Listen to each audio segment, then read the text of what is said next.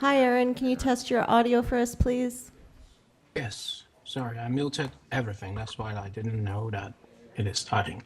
Luckily, I have my own alarm, 9:30. So, good morning, everyone. Good morning. We can hear you. You can hear us okay? I do. I can see all of you and the voices as well. Nice Great. to see Thank you you. again. Great.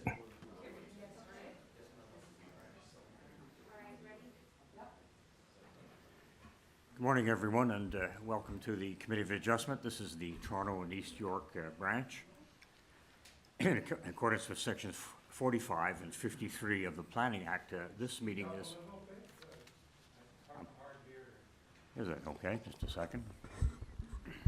Put that mic a little closer to me.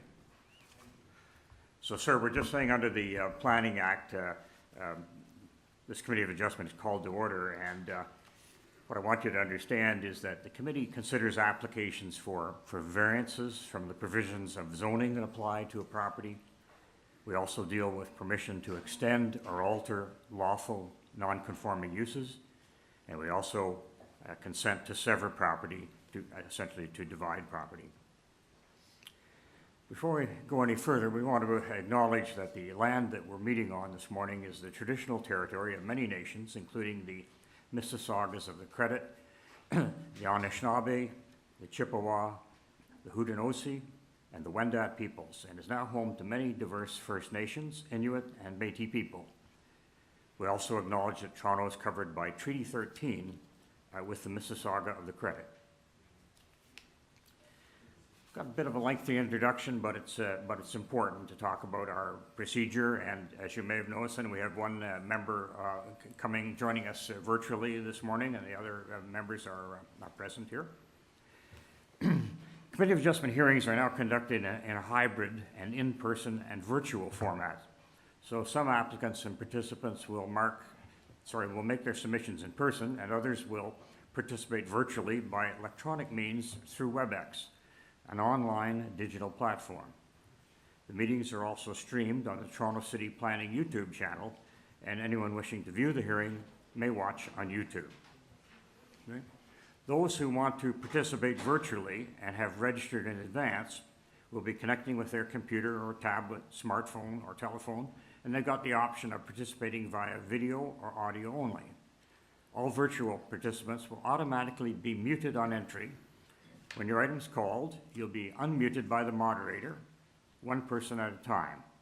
We ask that you also mute your devices until you're called on to speak.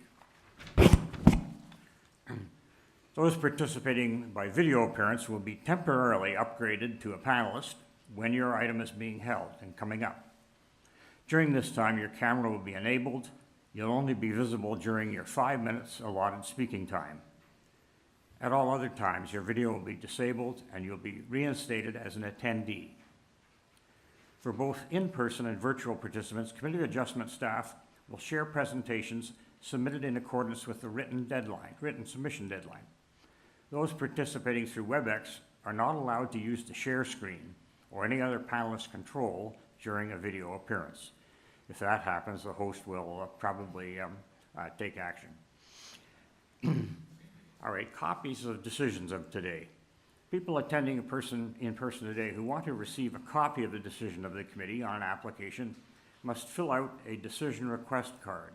And those participating virtually need to submit a written request for a decision by email. Please ensure you include your name, address, and an email address, because the Committee of Adjustment and the Toronto Local Appeal Body will be sending notifications and appeal updates by email. If you don't agree with the decision of the committee, you may be able to appeal the decision to the Toronto Local Appeal Body, or in some limited circumstances, to the Ontario Land Tribunal. However, that's important, the provincial government amended the Planning Act and generally removed rights of third parties to appeal Committee of Adjustment decisions. Only the applicant, the Minister of Municipal Affairs and Housing, specified persons, and public bodies, as those terms are defined in the Planning Act, are permitted to appeal decisions of the Committee of Adjustment. Appeal instructions are set out at the bottom of the decision of the committee. Now, a word on hearing procedure.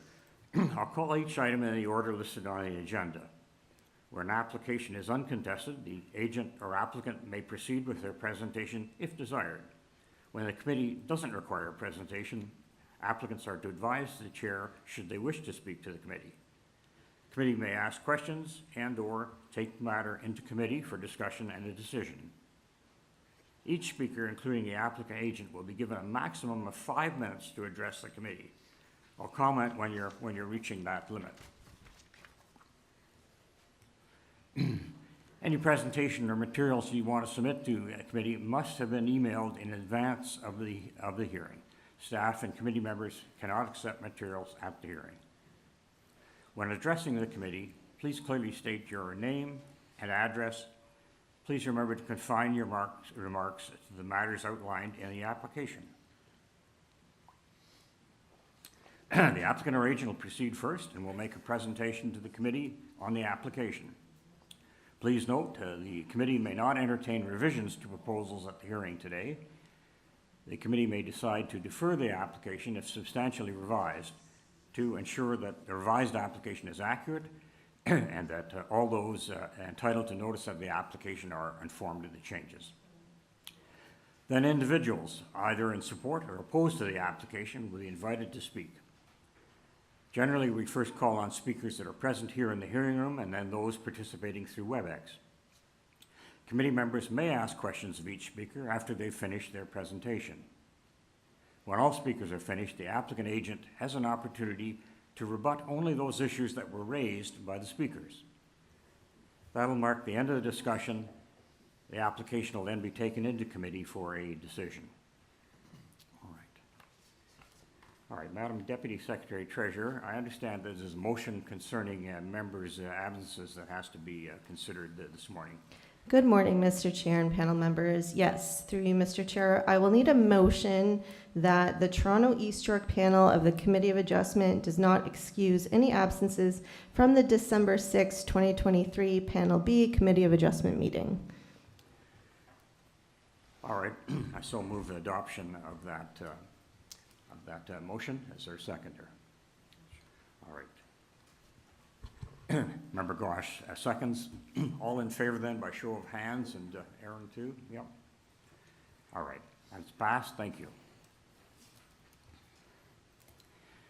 Members, are there any declarations of interest, any conflict matters arising with respect to any of the applications that we have before us this morning? I'm just looking and checking with Aaron. I see none. All right, thank you. All right, Madam Deputy Secretary Treasurer, in looking at the agenda and just proceeding through it for a moment, do we have any requests for deferrals of applications this morning? Through you, Mr. Chair, we do, and I will just note for the record that we do not have any minutes to adopt or ready to be confirmed for this hearing. Thank you. Yeah. Secondly, in terms of deferral requests, I do see 4 deferral requests for this morning's agenda. There is item number 8, municipal address 755 Dufferin Street, file number A0912/23TEY. And item number 9, municipal address 757 Dufferin Street, file number A0913/23TEY. We've received this morning word of a deferral request for item number 10, that's 83 Lynwood Avenue, municipal address, and the file number is A0915/23TEY. And last deferral request I see for this morning's agenda is item number 16, municipal address 324 to 332 Richmond Street West, file number A0924/23TEY. All right, thank you. Perhaps we can have an agent or a speaker on behalf of items 8 and 9. I see that they're very close addresses. So there's an agent or speaker for those properties on Dufferin Street. And through you, Mr. Chair, maybe just My name is Marco Vieira. Members of the committee, good morning. and we're respectfully asking for a deferral. Reason being that we received a planning report late on Friday afternoon. We've reached out to planning to try to see if we can have a meeting to discuss our differences and possible reductions, but we haven't been able to do so. And actually, we scheduled a meeting this afternoon to go over the proposal. So I would like the deferral to give us a chance to look at how we can better our proposal in better keeping with the bylaw, and then come back before you with a revised list of variances. And sir, this relates to both properties then on Dufferin, is that right? Dufferin Street, 755 and 757? Through you, Mr. Chair, that is correct. Through you, Mr. Chair, I will also note for the record there are no registered speakers for either item number 8 or item number 9. And given that there are different variances for these two applications, we will just need 2 separate motions. I see, all right, thank you. Well, just to the applicant, that's great that you're going to be having some further discussions with planning staff. Seems appropriate to defer this item. So, members, in connection with item 8, 755 Dufferin Street, I would move the motion that we defer this item to a future meeting of Toronto and East York. Is there a seconder for that? Yes, Mr. Reid. All right, all members then in favor? This is deferring 755. Yes. All right, and the Senate co-joined item 9 then 757 Dufferin Street. The same reasons are the same. I would move this to be deferred to a future meeting of Toronto and East York. Seconder, please. All right. Member Wilkins, all in favor? All right, those 2 items are deferred, 8 and 9. Thank you, Mr. Chair. Members of the committee, have a good day. Thank you. All right, moving to item 10, as there's been apparently a request this morning with respect to 83 Lynwood Avenue. I understand there's a request for a deferral here, so we could have an agent or speaker on behalf of the applicant. Could that person please come to mic or address us? Yes, here. Through you, Okay. Mr. Chair, I just want to confirm if we have all the speakers that are registered for this item. Jordan, do we have all the speakers? Just to check myself. Through you, Chair, we have Mr. Dennis Wood, but not all the speakers. That was Through you, Mr. Chair, given that we don't have all the speakers for this item that are registered, we'll have to go in order for this item. So we'll have to come back to item number 10 in its order. Okay, sorry, sir. We'll have to stand down for a bit, all right? I understand there's also a deferral request for number 16. The address is 324, 332 Richmond Street West.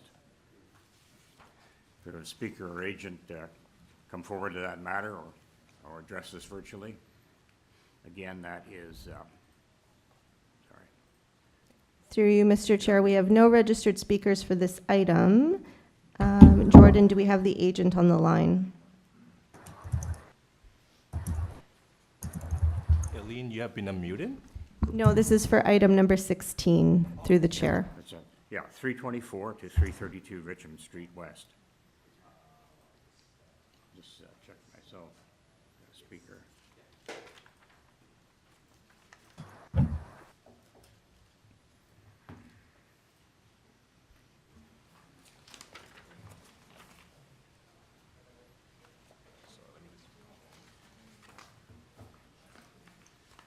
Yes, the chair needs a second here as well, just to check on speakers.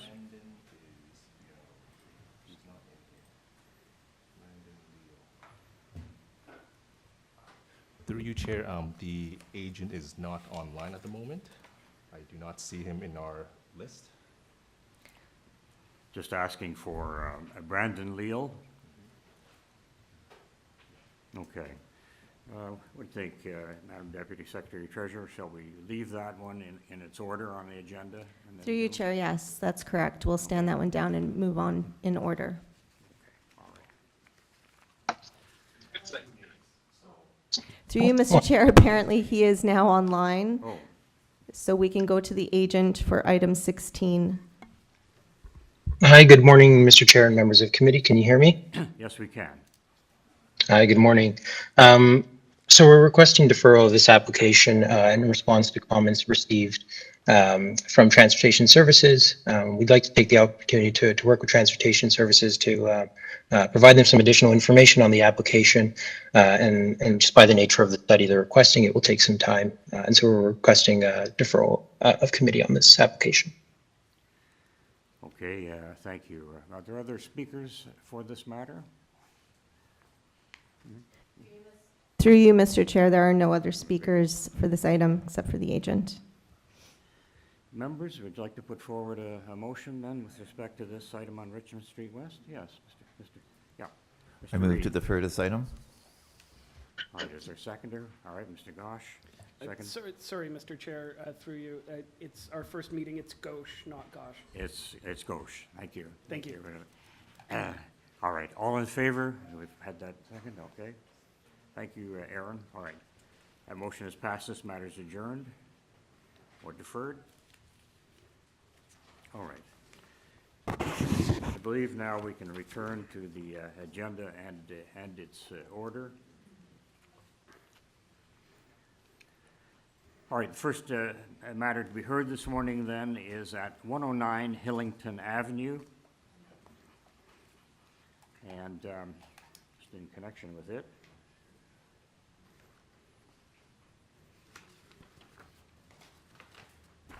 yes, could we have an agent speaker come? Is there Ms. Reid online or with us in person this morning?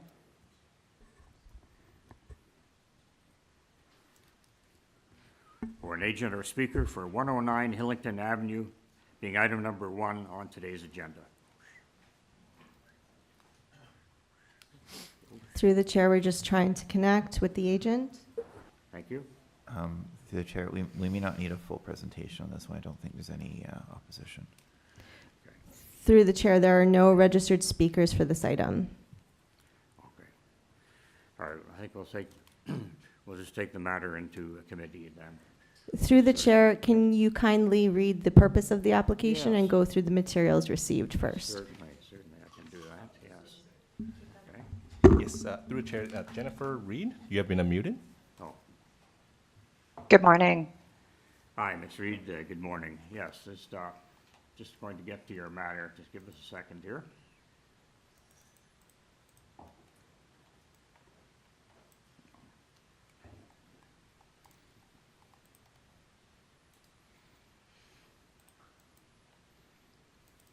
Okay, just need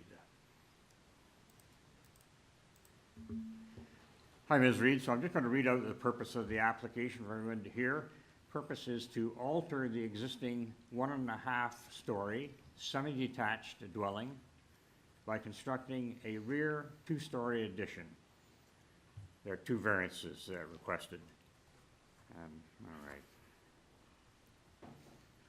So would you like to proceed with a very brief presentation with respect to the 2 variances that are requested? I'm certainly happy to. I don't think there's anything new that I would be bringing to, at this time, so I'm certainly happy to just go to questions unless you'd like to hear more from me. I don't have any questions. I'm very happy to support this application. Members? How about other members? Any further comment, other members? No, seeing none. All right. Mr. Cheng, do you wish to bring forward a motion then? Yes, please. I'm very happy to support this application. It is very straightforward and very, very minor based on even our past cases. So I would like to make a motion to approve this application. I don't think there's any conditions. There's forestry too, I believe. Oh, Yes. I'm sorry, yes. There's forestry staff report mentioning about condition number 2. And Ms. Reid, you're familiar with that condition? I am, yes. Yeah, okay. Yes. All right, is there a seconder for that motion to approve?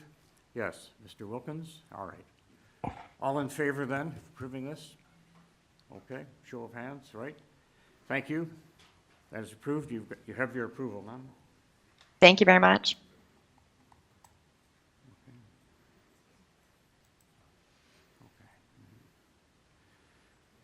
All right, just turning up the next one.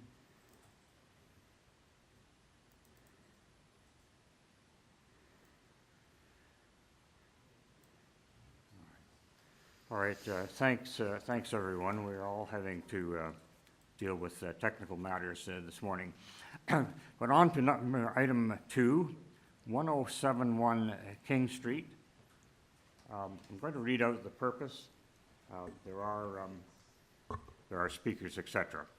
So the purpose of this application at 1071 King Street West is to alter the development standards for the 14-story mixed-use building approved under a site-specific bylaw, which is shown there, by the Ontario Land Tribunal. By increasing the total gross floor area, including the height, increasing the number of stories to 17, as well as reducing the number of required parking spaces. This building will provide a total of 278 rental units, including 6 affordable units, and commercial uses that will be located on the ground floor.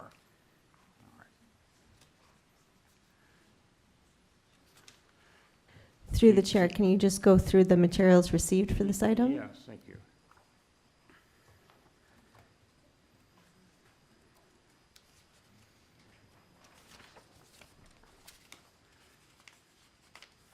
There are quite a few materials that have been submitted or communicated, and that includes a copy of a plan of survey, a site plan, floor plans and elevations, a revised site plan that shows floor plans and elevations, a revised diagram 6A from Graham Frank, an agent, 10 photographs of trees, covering letters from Edmund Yu and Graham Frank, and correspondence from that person, an arborist report, a private arborist report, a servicing compliance memo, a sun shadow study, transportation consultant prepared by a BA group, with presentation materials from Mr. Edmund Yu, and we have the site-specific bylaw that was referred to, 1262 for 2022.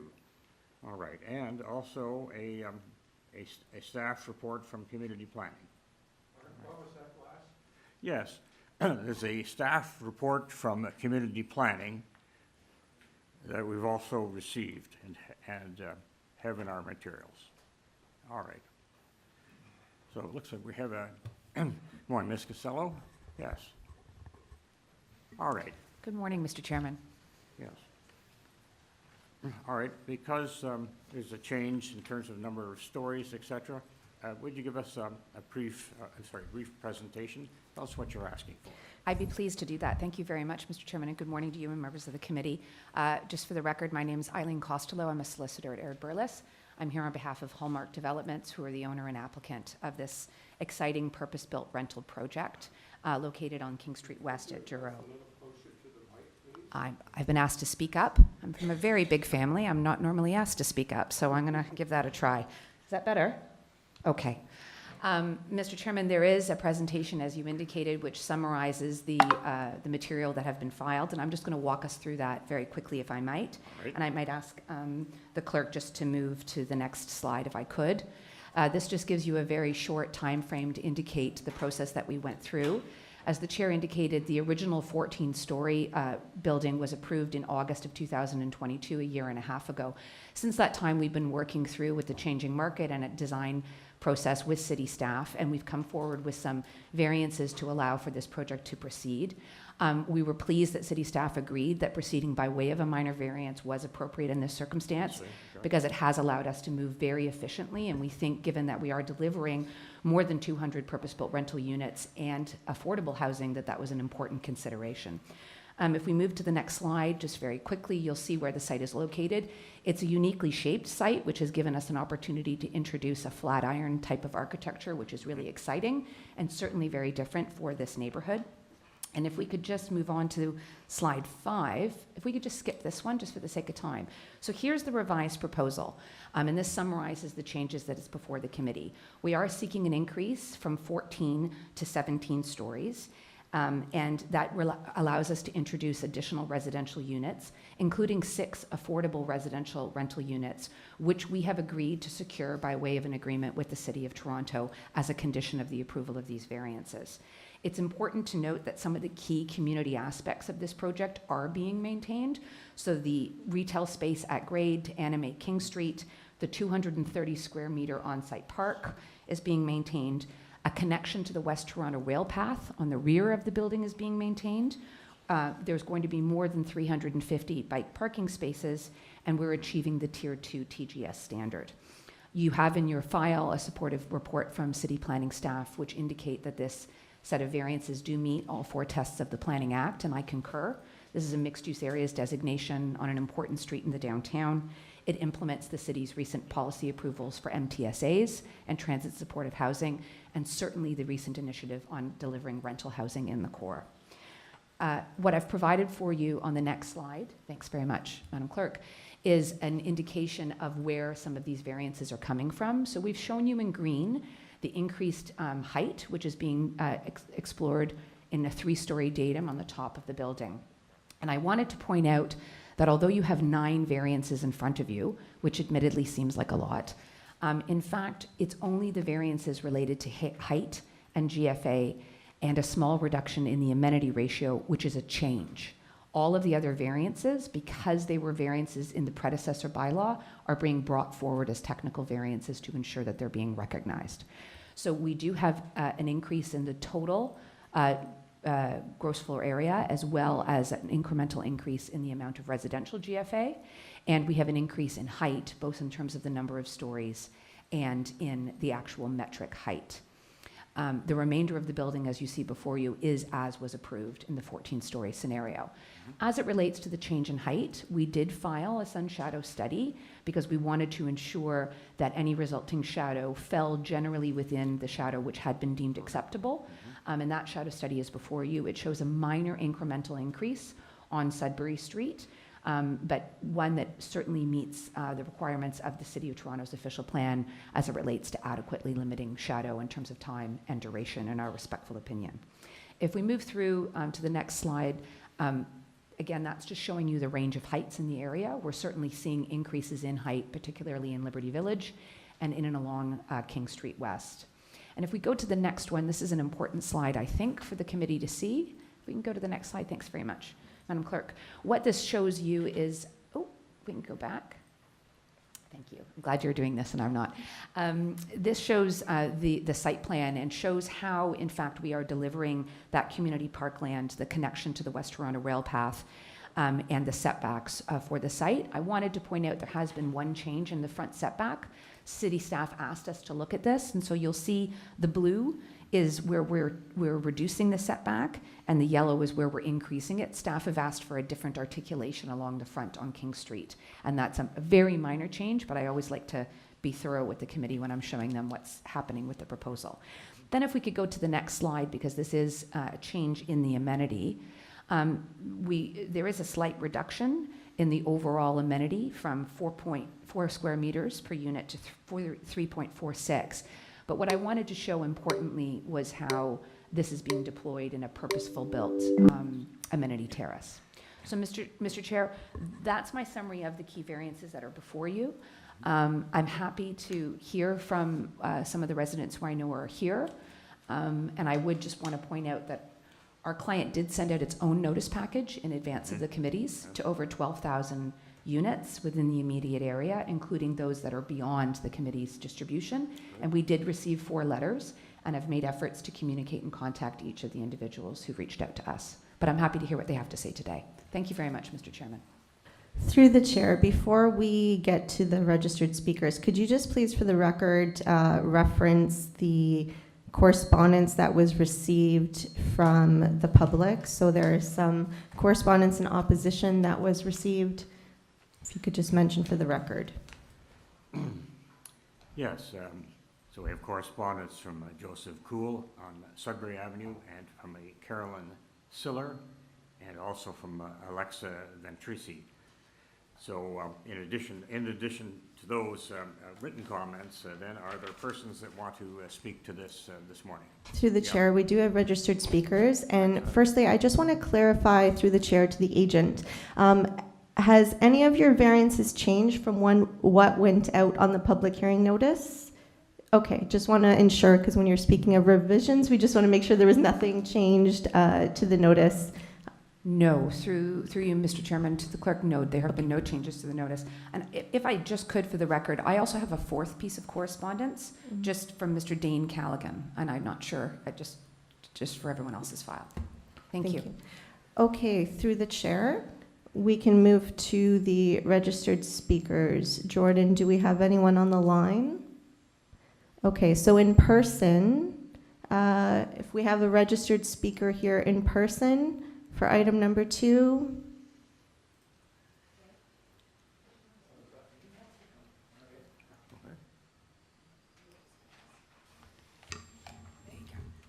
My apologies, this is a first for me, so it's, hopefully you'll bear with me. I'm going to be, it sounds like I'm addressing the zoning application, the original project rather than the variance sought. But anyways, here we go. Sorry, through the chair, sir, can you just state your name and your address for the record, please? My name is Joseph Cool, or Joe Cool. I live at 12 Sudbury Street, right across the road, in Unit 2401, and I've lived there nearly, later this month, 24 years. So I've seen a lot happening. Well, Joseph, you have up to 5 minutes, so please make your remarks and your submissions. Yeah. Oh, you're already cutting into my 5 minutes. Okay. Okay. I became familiar with this project late in life, like 2 weeks ago, and that's probably my mistake. It's a small area that's fully used for, except for 230 square meters of park space. The park space is either going to require a significant retaining wall on the south side with the railroad, or it's going to be a 25-degree slope as I see it. And the building, I heard Eileen say that it was, original application was for 6 affordable units, and now she mentions another 6. So I'm wondering if that means there's 14 affordable units. Don't know. Okay. The building, the site itself, we saw a significant ponding of water when they removed the previous foundations that were embedded in the site, and I'm wondering, there's a creek flowing underneath that building, like there is, under that site, and I'm wondering, we'll probably see a lot of piling going on, and I wonder if that's, on the rental thing, I appreciate the rental units, especially the affordable ones. However, affordable, the definition of affordable is, I think that as a condition it should be not affordable, but livable, or rent geared to income basis. And, affordable, so it's 10% less than market. It's still unaffordable to many people. The whole intersection of King, Douro, and Sudbury Street is very congested already, and now you're going to further congest it with another building with 300 plus people in there, using, for example, the TTC, which is already overworked in that area, and you're going to add all those people to it.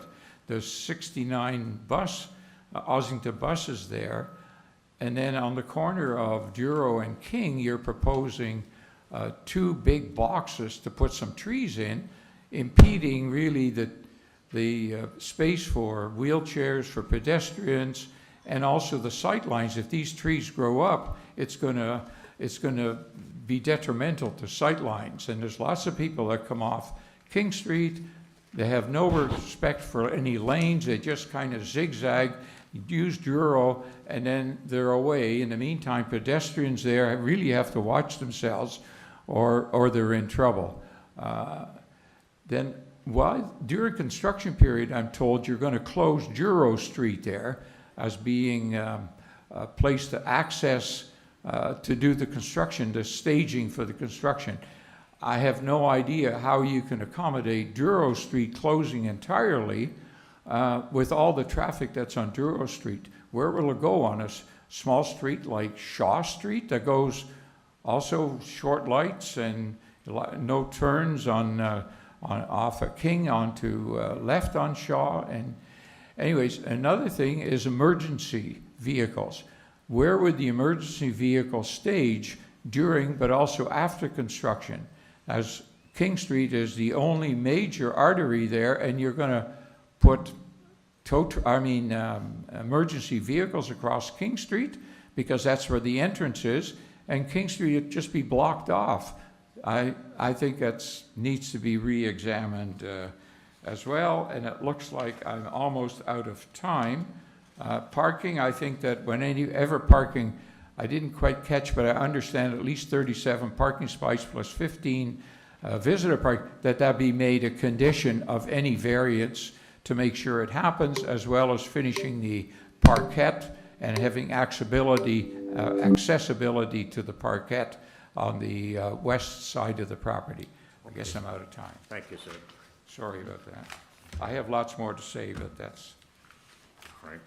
Thank you for those It's submissions. I didn't realize the process at all, so even though I'm well an octogenarian, I've never had this opportunity, so it's the first.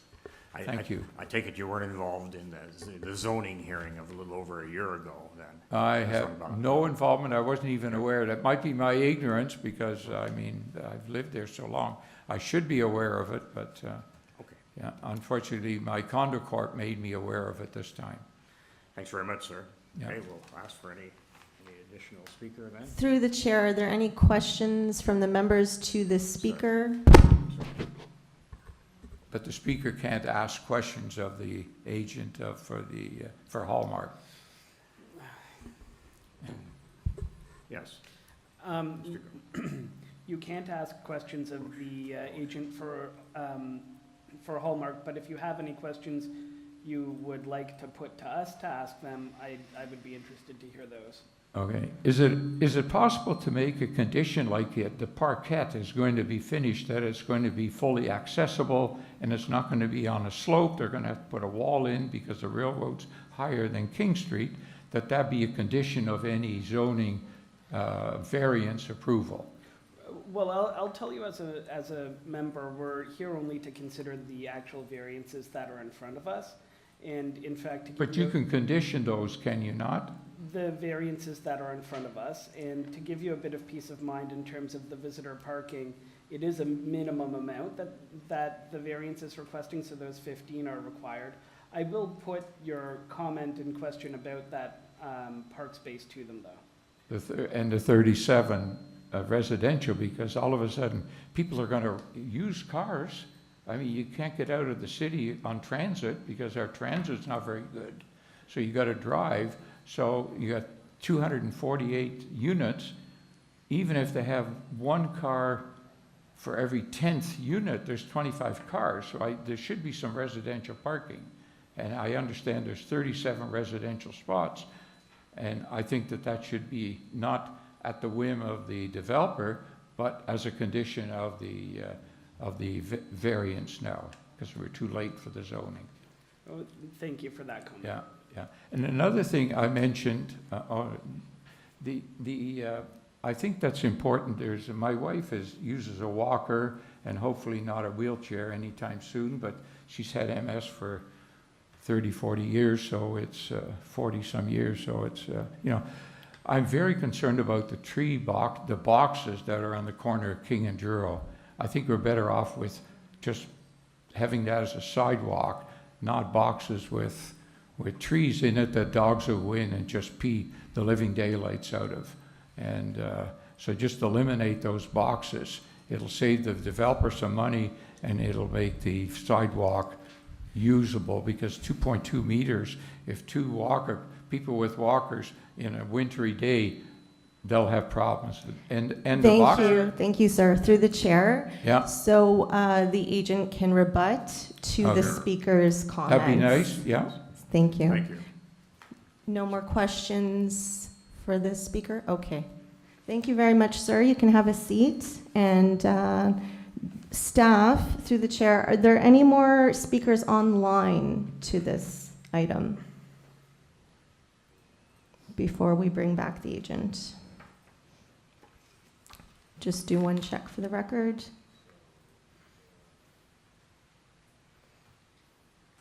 Okay, so there are no further speakers to this item. All right, we'll have the agent back. Thank you. Thank you very much, Mr. Chairman and members of the committee. I'm happy to take questions, or I'm happy to just to provide you with my comments on what I heard and then take questions. Perhaps start with the comments on the things that... On what I heard? Yeah. Okay. So first of all, I just wanted to thank Mr. Kuhl for coming this morning, and he did meet with my client before today's meeting, and we did have a chance to speak outside. Mr. Kuhl received notice of this because of our mailing, because he is outside of the committee's radius. Oh, thank you. And so just to answer the chair's question, that may have been why he did not receive notice of the original zoning hearing. Right. It was part of the reason why we undertook to ensure that a broader community did receive notice of this.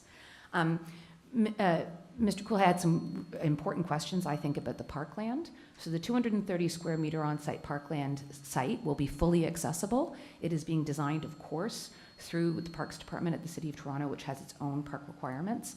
And it's also being designed to provide an integrated access to the West Toronto Rail Path, which is behind the site. So yes, there is a change in grade, but it is being designed to be fully accessible, and I certainly hope that this improvement is something that Mr. Kuhl and his wife are able to enjoy. Mr. Kuhl mentioned the ponding which has occurred on the site. It's of course right now a semi-vacant construction site. There was a full, as you could expect, hydro-G and series of civil works which have been done, and that of course will be addressed through the construction.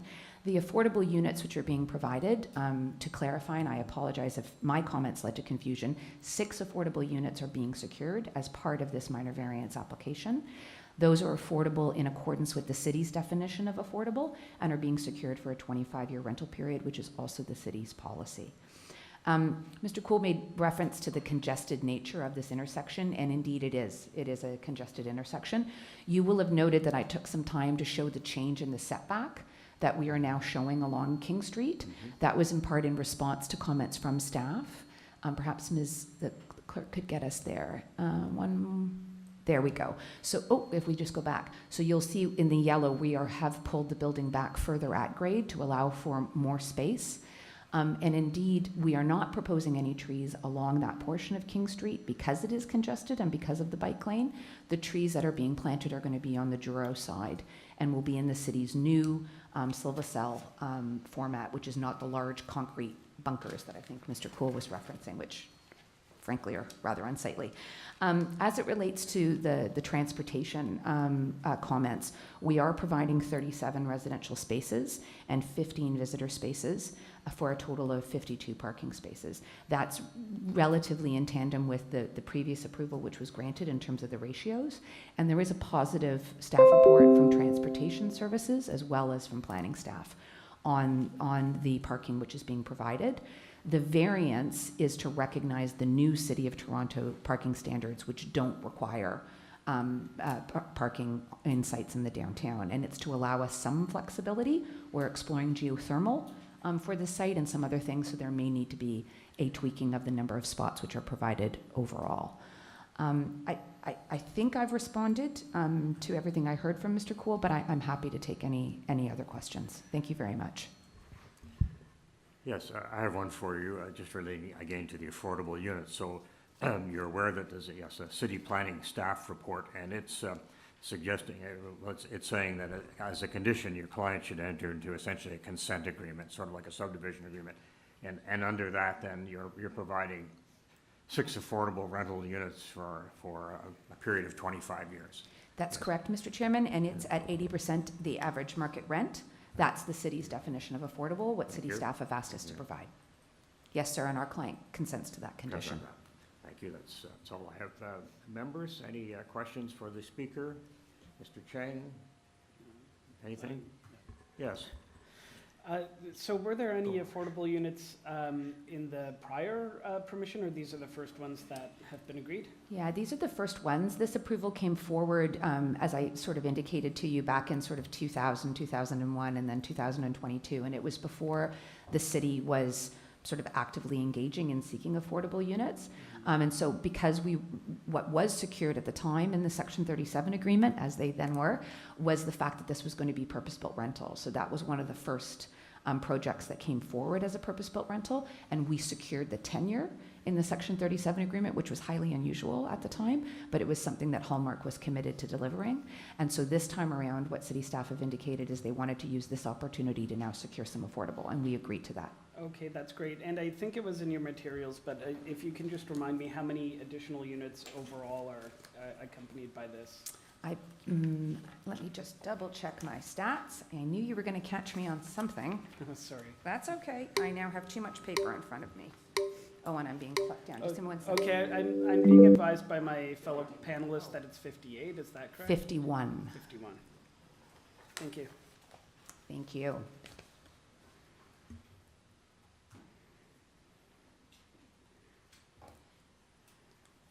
And I just found my cheat sheet with that number when I flipped my folder closed. All right, thank you. Any further questions? No. All right. My thanks to the committee. Through the chair, we have no other registered speakers in person or online for this item, so you can move to committee if you're ready. Yes, so committee, just a discussion amongst ourselves then, and happy to hear remarks, opinions. I'll start. Mr. Gouache, yeah. I think it was an excellent presentation by the applicant. It addressed exactly what materially is happening here. The addition of these units in that location to me is reasonable, is appropriate, is a benefit to the city, especially in a rental tenure. 3 additional stories might seem like a lot, but when you look at the context of the neighborhood, it actually is minor. So I think contextually, to me, looking at this, it's minor and supportable. So that's sort of my thought. Yes, Mr. Reed, sure. I just want to record my frustration. This isn't necessarily with the applicant, but that the affordables are really, the affordable housing is only limited to 25 years, which is really quite a short period in the history of the city, and I'm sure that in 25 years we'll still need affordable housing. So I'm just frustrated with the limitations to that addition, but overall I would say this is minor and supportable and will generally be a benefit. So despite my reservations, I will support it. All right. There is a staff planning report, and position is that the tests are satisfied. So, all right, would one of you gentlemen like to make then a motion? Sure, for the reasons I stated previously, I move to approve. And a seconder for that, please. Through the chair, there is planning conditions. Oh, subject to the planning condition that we've been discussing, which is that condition about the affordable housing. I guess we could say in accordance with the planning staff report. Right. Thank you. Also, I noticed there are no urban forestry conditions here. So, all right, sorry for that. I think we're still then looking for a seconder to do that. Yes, Mr. Wilkins, all right. All right, all in favor to approve, subject to that condition? All right, the approval is given, and thank you. That's it for that item. Thank you. Thank you for the speakers. All right, moving on then to item 3, 287 Inglewood Drive. And I'm just going to take a moment and get my own paper in order here.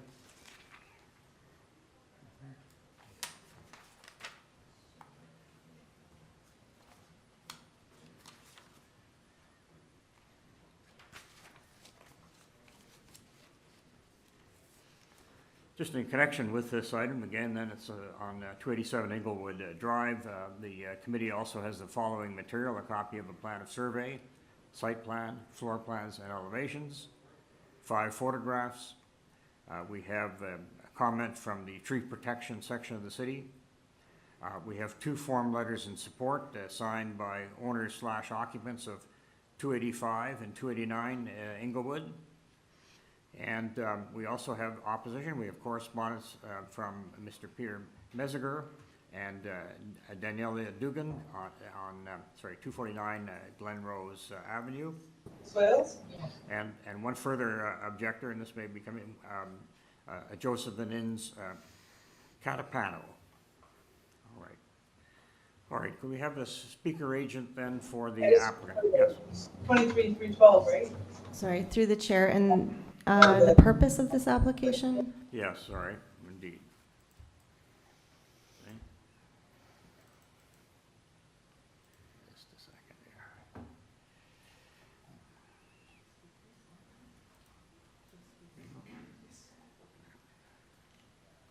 Okay, sir.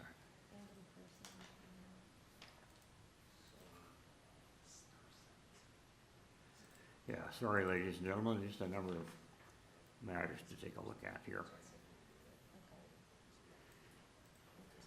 All right, this particular minor variance application is to construct a one-story ancillary building containing a one-car garage, a gym, and a washroom with a partially covered deck in the rear yard of an existing 2 1/2 story detached dwelling and an existing outdoor kitchen and pergola.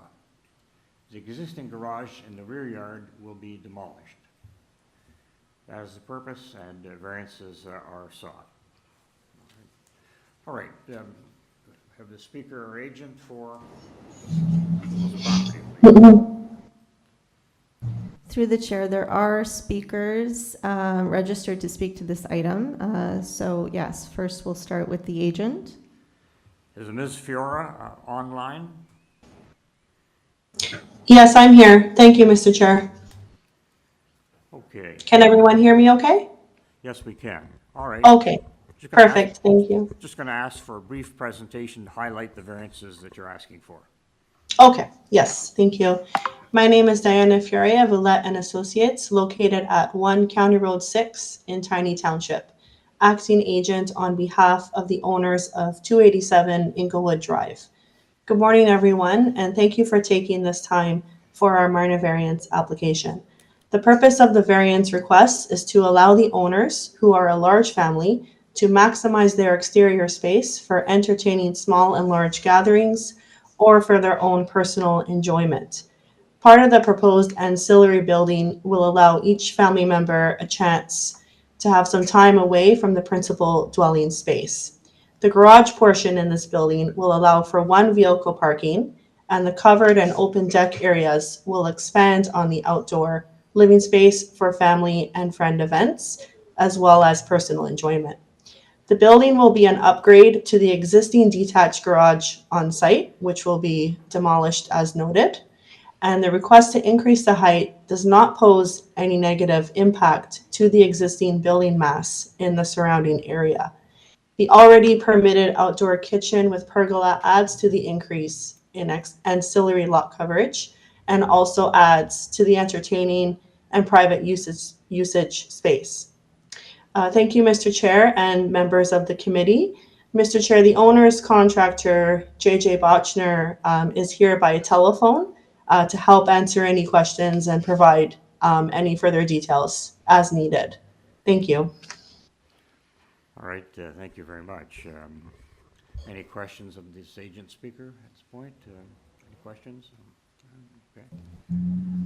Through the chair, we do have speakers for this item. Yes. So we can start with the speakers that are here in person. If you want to come up to the mic.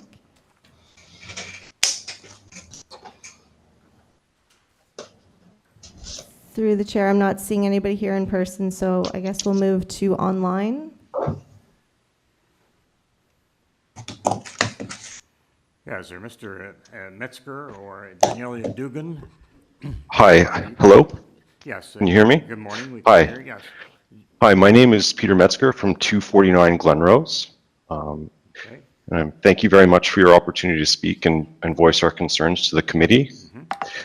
My wife and I are homeowners of 249 Glenrose, which shares a backyard fence with 287 Inglewood Drive. We believe, along with our neighbors directly to the east in 251 Glenrose that intersects with the property in question, we will be most affected should the proposed project go through ahead as planned. Our neighbors have submitted a letter of objection, but due to a previously planned engagement, are unable to attend the hearing today. Joseph and Enos, our homeowners, have asked that I represent their concerns. When I reference we or our, I am speaking for both 249 and 251 Glenrose at this hearing. It is our opinion that the proposed secondary structure is excessive in size, scope, and scale, which is very clear from the massive numbers presented in the variance notice. We are concerned about the impact of such a large structure will have on our property, the environment, and also how it will set a bad precedent for large secondary structures that do not alleviate current issues in the city. To our knowledge, there are no other secondary structures that have been built to this Moore Park on a 40 by 143 lot.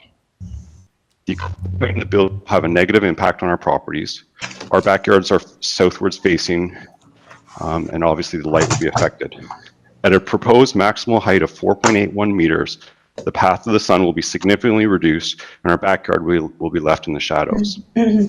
We are concerned that the 94.5 square meter structure's roof that slopes downward toward our properties will soak our backyards with water runoff. The combination of reduced sunlight and excessive amounts of displaced water will turn our backyards effectively into swampland. Please note that the proposed structures plans show that there are only a minimal offset from the property, which we interpret as 24 centimeters from the property line. So they've left very little ground space for water absorption. The surrounding backyards around 287 Inglewood and ours create a vast green space of environment where plants and wildlife currently thrive. It's quite an incredible space. We believe adding such a large secondary structure could have a severe impact on the bird population, which include peregrine falcons, cardinals, blue jays, robins, hummingbirds, and many others. This excessive height and size, 94 square meters, will create an imposing structure that will alter flight paths, while also reducing important sunlight for plants and vegetation in the surrounding properties. The proposed structure is bigger than many condominiums in the city, yet its stated purpose is solely for the inhabitants of the primary structure. We think permitting such a large secondary structure does not follow in the spirit of current building codes and the objectives of the city. If permitted, this will encourage others to engage in similar projects that destroy green space while increasing densification and provide no benefit other than to the primary structure habitants. The proposed height is 20% greater than city bylaw, while the floor area exceeds the bylaw by an overwhelming 58%. And the permitted area is 78% above what is allowed by the city currently. This is an excessive request by all accounts that will have a lasting negative impact if approved. We believe the requested variance should be denied in full. Finally, as someone who grew up in Moore Park and who is now raising a family here, I fully appreciate the uniqueness of this neighborhood. I don't think this project fits the character, and it sets a bad precedent if given its relative size. That said, we are pro-development and encourage the homeowners to consider a proposal that conforms to existing bylaws. If not, we will continue to defend our rights if need be. Thank you very much for your time today. Sir, just one question, just on the issue of height of the ancillary building. So we have the bylaw standard of 4 meters, and yes, and the new height would be 4.81 meters. That's correct. Yes. Okay. All right. All right. Thank you. Thanks for that, sir. Are there any other speakers to this application? If none, I'm going to ask that the applicant agent please continue. Ms. Fiore, are you still with us on the line? Yes, I am. Yes, thank you, Mr. Chair. I don't believe I have anything to add at this point, but I'm here to provide any details or answer any questions of the committee members. Thank you. Members, just looking around, any questions on this application? Any discussion needed? No, all right. All right, we take the matter into committee for discussion here, and Mr. Chang, I just want to make sure you're also in here. Yes, I am. Yes. I think the variances are pretty minor. Even as a whole, I don't think this is out of the range. The perceived size from the neighbors probably because it wasn't built to the variance at this stage. And from 0 to 4, 4 to 4.81, that's probably a huge jump for the neighbor. 4.81 to 4 for the height. It makes sense. There's no cut plane issues. That's usually something that we have to be very careful of. the area also is reasonable. Yeah, I don't think there's any problem to support from my end. All right, Mr. Wilkins, yeah. Um, I'm sorry, Mr. Reed. Yeah. Thank you. To me, this actually seems unnecessarily large for the purpose. It's simply an extra room, but it's being squeezed a bathroom. And in fact, the overall structure with the canopy will end up taking the entire backyard. I just don't feel, given that there's already a lot of structures there, that I think that the same purpose could be achieved by a smaller building that doesn't basically build over the entire width of the backyard. So I'm going to be opposing this. All right, yeah, I think I have a difficulty with the total floor area. There's a jump there to, is it, yeah, 94.5 meters. So I think with respect to that variance, I probably can't support number 2. Yeah, and I tend to agree. I think the height variance is truly minor. I think the lot coverage is also probably minor, but the square footage, I'm sort of on the fence about. It is a pretty large increase.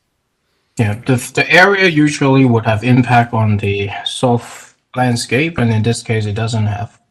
That's my other reason why I think the area is supportable. I'm just going to go out of committee for the moment, just to the applicant agent. So I see that there are urban forestry conditions 1 and 2. Are you aware of those? Mr. Chair, were they noted in the staff planning report, or? See if I can. Through the chair, staff will put the urban forestry memo on the screen. Urban Forestry is recommending condition 1 and 2. So these are essentially applications. Applications would be needed to injure or take down a tree, perhaps whether it's a public street. Sorry, whether it's a public tree or private tree. Through the chair, staff, if you want to just scroll up to the actual conditions, number 1 and 2. Thank you. So they're on the screen for the agent, condition 1 and 2. Yeah, so agent, complete application to permit or injure or remove a city tree is number 1, and number 2, we've got a privately owned tree, so it's big enough in diameter to be regulated by the city. Are those conditions, those urban forestry conditions, acceptable to you? Yes, I believe they would be acceptable to our clients. Yes, thank you. All right. And I just want to add that normally when we look at the variances, we look at it as a whole. Other than no soft landscape, there's also no setbacks required, no cut planes. Right. And I'm not a big fan of the design, to be honest, but we're not doing design critique here. We're just talking about the size and the impact. I think is very minimal when you look at all the boundaries and criteria that you can build on the site. That's my comment. Thank you. Thanks for that comment. Members, do you want to put forward a motion? Mr. Reed. I'll put forward a motion to refuse the application on the basis that it's not minor. Is there a second? Excuse me, Mr. Chair. Through the chair, no, they're in committee. Please, staff, please mute the agent. Thank you.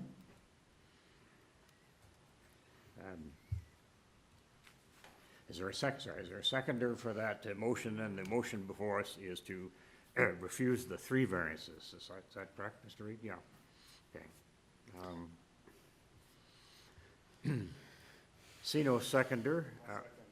Oh, all right. All right. Mr. Wilkins seconds that. All right. All right. All in favor of that motion to refuse? Okay. All right. So, and we have 3 to 2 dissent. So yes. Through the chair, so you are dissenting, Miss. We need the names of the members that are dissenting, All right. for the record. Myself and Mr. Chang. I'm sorry, I missed your vote just on the virtual. That's fine, no worries, yeah. So both of us present, right? Okay. Myself and Mr. Chang is deciding. However, the motion to refuse has passed, and but that's the disposition of this particular application. All right, everyone, we proceed to the next item, item 4, which is 114 Church Street. And we'll just get to that in a moment.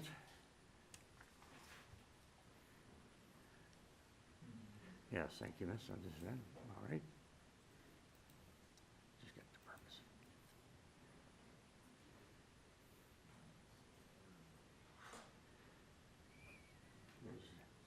Just need a moment to magnify, all right? Who knew the chair would have so much paper to deal with, but here we are. All right.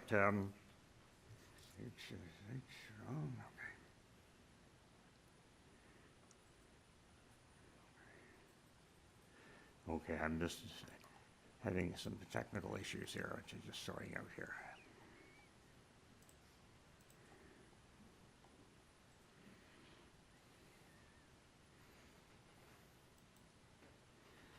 Yes, and I know that their address is on, is 59 Richmond Street East, I guess that was throwing me, and 114 Church Street and 120 Church Street, and I'll just magnify that and we'll give you the purpose of this particular variance application. Through the chair, staff, if you could also present the agenda on the screen. Thank you. Maybe just zoom in on the agenda. Just got here. Thank you, Sanaz. Hang on, folks, just a little bit. Shit.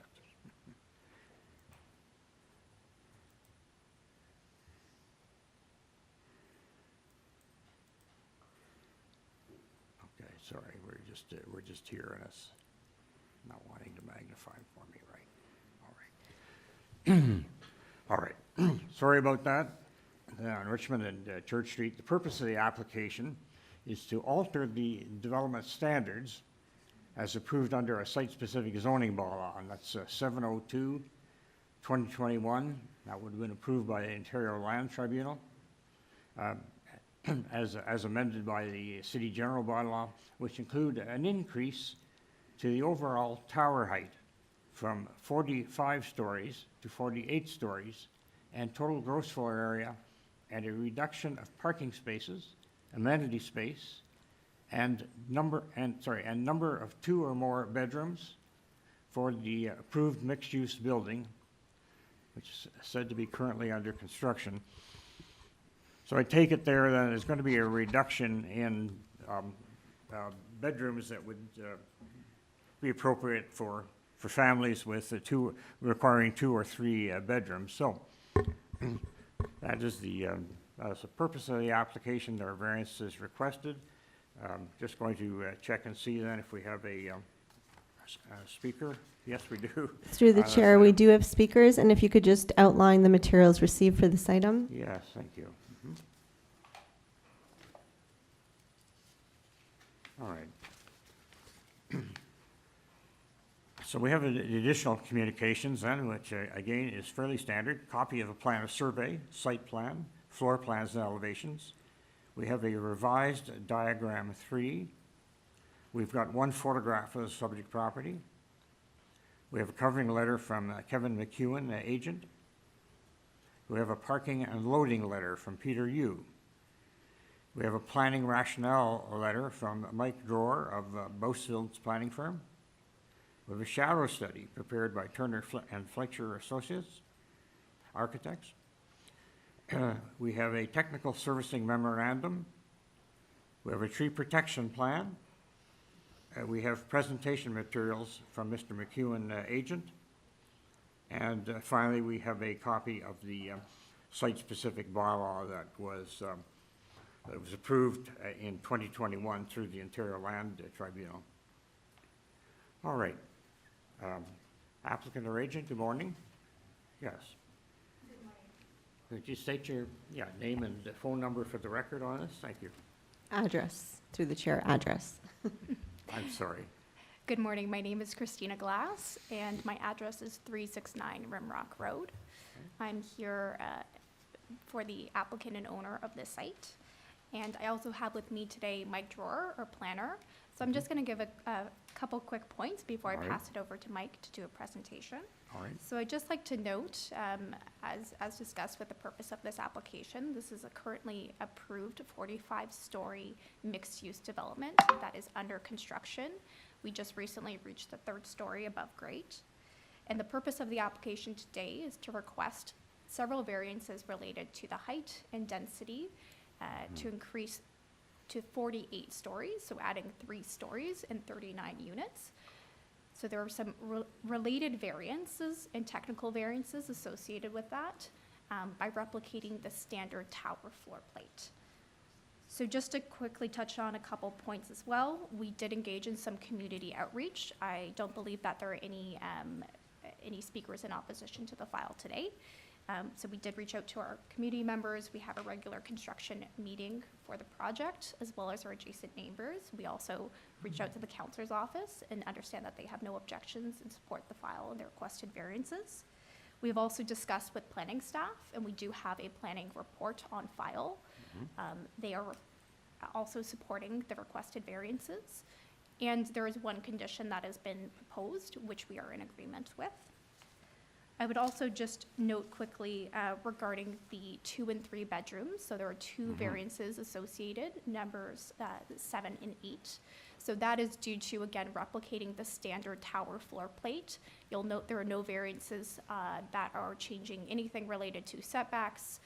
So we're just simply replicating those standard tower floor plates, and we still are exceeding the growing up guideline standards for minimum bedroom sizes, as well as providing over 40% of 2 and 3 bedroom units. So I'm happy to answer any questions about that, but I will pass it over to our planner, Mike Drawer, to run through a presentation. Thank you. Well, thanks. I do have a question. If the planner's sitting down, maybe can speak to that. So we're dealing with a site-specific bylaw that got approval in 2021, and since it was at the Ontario Land Tribunal, I just want to know, was that the result of a settlement with the city, or was this fully litigated out and was a decision of OLT that the bylaw should be approved? A settlement. Was a settlement, all right. Okay, through the chair, Agent, if you want to continue with your presentation. Thank you, and I'll try to be brief and try to keep it all to about 5 minutes, including Christina's time. Fine. So just for the record, my name is Mike Drawer. I'm a planner with Bousfields planning firm, and I've got the presentation up on the screen, so I'll quickly run through that. And if we can go to the next slide, please. Just in terms of the overall context, the site is within the downtown, within walking distance of a number of subway stations, but in particular Queen Station and King Station, as well as a number of surface transit routes, and is a location where intensification is targeted by the province and the City of Toronto. If we can go to the next slide, please. There are 8 variances being proposed, which, like one of the earlier presentations, seems like a large number, but it's essentially one big change, or one kind of substantive change, which is to increase the height of the building by 3 stories. And that is shown on the screen in terms of the revised diagram, which is an increase to the height of the mechanical penthouse and to the height of the rooftop of the tower, with no other changes being made to any of the proposed setbacks, any of the uses in the podium of the building, to the street walls, or to the approved park at the northwest corner, which will be a public park dedicated to the city. If we go to the next slide, and I'll quickly go, oh, sorry. If you can go back one slide, sorry. Oh, no, sorry, proceed. Thank you. So this is a view rendering of the building looking northwest from Church Street. So we are maintaining the non-residential uses at grade.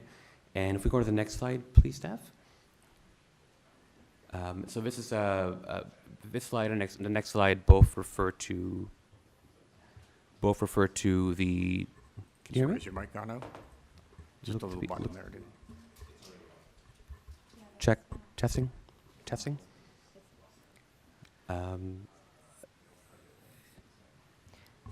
Through the chair, we're just testing our mics. I think we may have lost I'm happy to speak. power. Speak louder. Through the chair, if we can just hold on for a second, stand down so we can see if we can fix this mic issue. Okay. Just going to check with our staff virtually to see if they can hear us. We can just hang on. The timer. Your 5 minutes is up. Okay, thanks. We'll reboot that.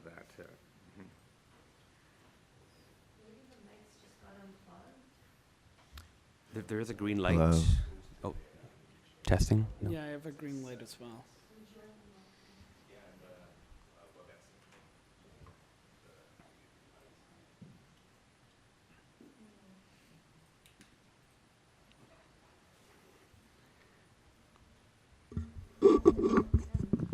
Hello, hello. Testing, testing. 1, 2, 3. Can you hear us? And my mic seems to be working. Yeah. Testing, isn't. testing. Aaron, can you hear us? Yes, I can. Everything's clear. I think this is dead as well. Aaron, can you speak up just so I can hear you? Yes, can you hear me? I'm already talking. I can hear you. He said yes. Yeah, I think it's the speaker that actually is. Okay, through the chair, it appears to be perhaps a WebEx problem, so we're going to have to reset. Oh, sounds like we're back. Aaron, can you say something so we can test? Yes, 1, 2, 3, 4, ABC. Perfect. Okay, we're back in business. Thank you, everybody. Apologies for the short inconvenience. We'll continue. So the agent, you have about another minute left because I believe you were sharing time with the first agent. Thank you. I'll be a little generous with him. Please proceed. Thank you very much. So I'll flip through this slide and next one pretty quickly. Essentially, what we're trying to show is that there's an increase in height being proposed. There's 3 variances that are essentially triggered by that. One being the increased GFA, so essentially adding 3 stories. That GFA is being added to the permission. If you go to the next slide, please. There's a maximum permitted height in meters, as well as a variance for maximum permitted height in stories, but essentially the same issue being addressed through those 3 variances. And if we go to the next slide, that height we're asking for an increase from 45 to 48 stories is generally in line with the recent approvals in the area, which range from 52, 59 stories, including many applications for heights significantly taller, including heights in the 71 to 80 story range, which are currently under review. So this increase in height would fit into that emerging context in the area. And if we go to the next slide, there are a number of technical variances that I'll go through as well. The first one is to vehicular parking, which is to quite simply align the requirements with the new zoning standards for parking in the City of Toronto. So that is what is being proposed for additional flexibility. Variance number 5 is to bicycle parking space location. Again, a fairly technical variance to allow for some of the long-term spaces to be located on a different floor, but still being provided, no change to what's being proposed. And if we're able to go to the next slide, but while we're waiting for that, there is a change to amenity space, and that is not to change any of the amenity that's being proposed. There's no changes to the amount, but because of the increase in units by 39 new units, the ratio will decrease slightly from 3.9 to 3.65. So there's a slight reduction, but only in the rate, not in the amount being proposed. And there is a significant amount of amenity being proposed on floors 2, 6, and 13, as you can see on the screen. And if you go to the next slide, in terms of unit size variances, there is no variance, as Christina mentioned, to the number of 2-bedroom and 3-bedroom units being proposed. It's only to the requirement, which is somewhat unorthodox, which is to have a minimum size of those units. So we're proposing to eliminate that requirement for minimum size of 2 and 3-bedroom units, but we're still providing for a significant amount of 2 and 3 bedrooms, which do meet those sizes regardless. It's just to allow for additional flexibility in the design of the building. And I'll note that as the 3 stories are being added to the building, those 3 floors will have a typical floor plan, so continue to actually add more 2 and 3 bedrooms to the site, one 3-bedroom on each additional floor, and 3 2-bedrooms, so a total of 3 new 3-bedrooms and 9 2-bedroom units. And if we go to the next slide, I think that's the last one. So I'll just end by closing that we do agree and we're fully in support of the staff recommendations, which note that the proposed variances meet the 4 tests under the Planning Act. It's rare in my experience to see a planning report in support of an application. So we do just want to acknowledge that and thank staff for their recommendation. And we are fully in support of the conditions being recommended by planning staff as well. Thank you. Through the chair, just for the record, if you could reference the staff reports and agency reports that we did receive for this application. There's a number of staff reports, so if you could just reference them for the record. Yes, in my own notes, one, but there might have been a further one, so let me just get with that.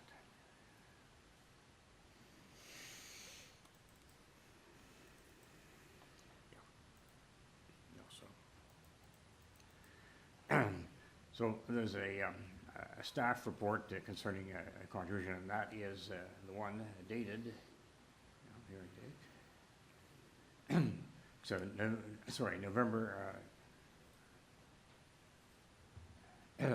November 29, 2023, sorry folks. So we have that one, and Madam Deputy Secretary Treasurer, is there another one? And I'm just checking my... So through the chair, the reports that have been received for this application, we have from the TTC, condition report. Yes, I thought those were largely advisory. Metrolinx was in there with a, but it was really...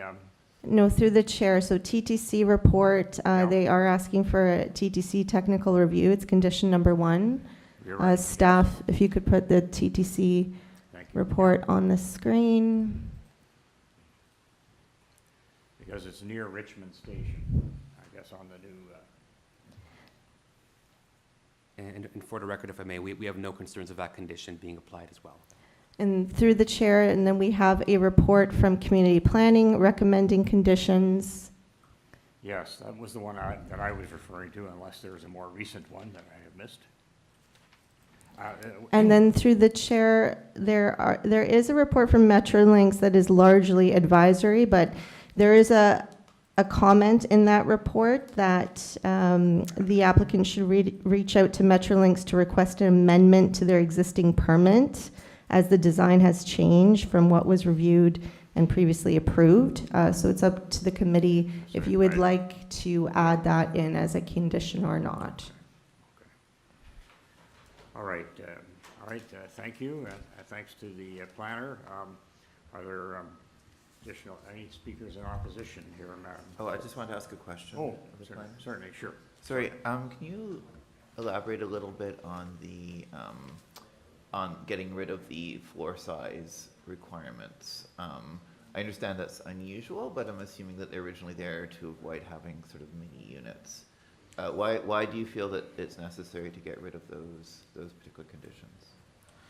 So the request is to provide for additional flexibility, but I would note that we are continuing to meet and provide for a large number of units that do meet the large size requirements. 6.5% of the 2 bedrooms would continue to meet that requirement, and 5.6 of the 3 bedrooms will continue to meet the requirement. But just to allow for a bit more flexibility, we're asking for that condition to be removed.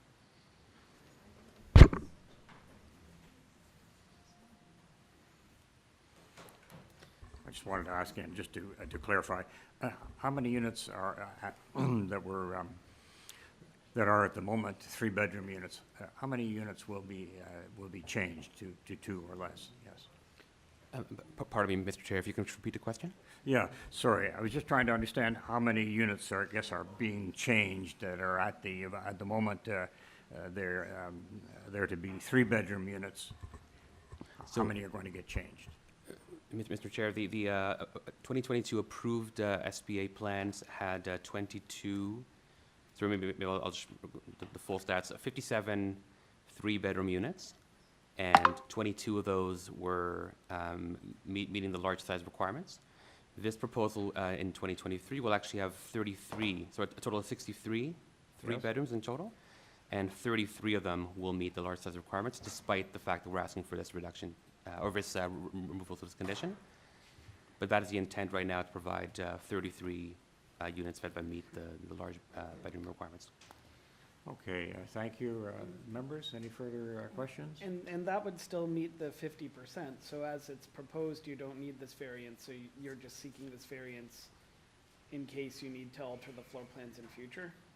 That's correct. It's simply asking for flexibility. And could you provide the similar statistics for the two bedrooms? Absolutely. For 2 bedrooms, there are a total of 173 previously. There's 179 now. There is a slight reduction in the amount that meets the requirements. It was 41 previously, and now it's 38 2 bedrooms, but it's still 6.5% of the total that would meet the requirements. So you were never meeting 50% of large enough 2 bedrooms? We were meeting the 50% of the 2. I'm just double checking here. Let's go back to the wording.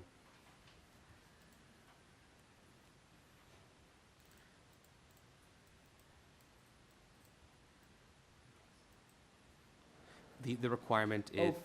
I see 15. Was 15, exactly. So 15%. 7.5% we're meeting of the 15, not of the percentage being provided. It's about the percentage being, that was required.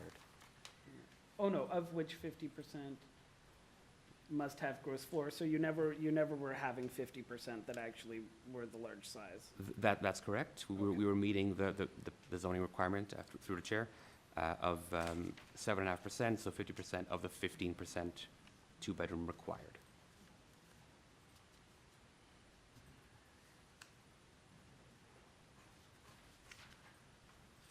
Okay. Anything further, members? Okay.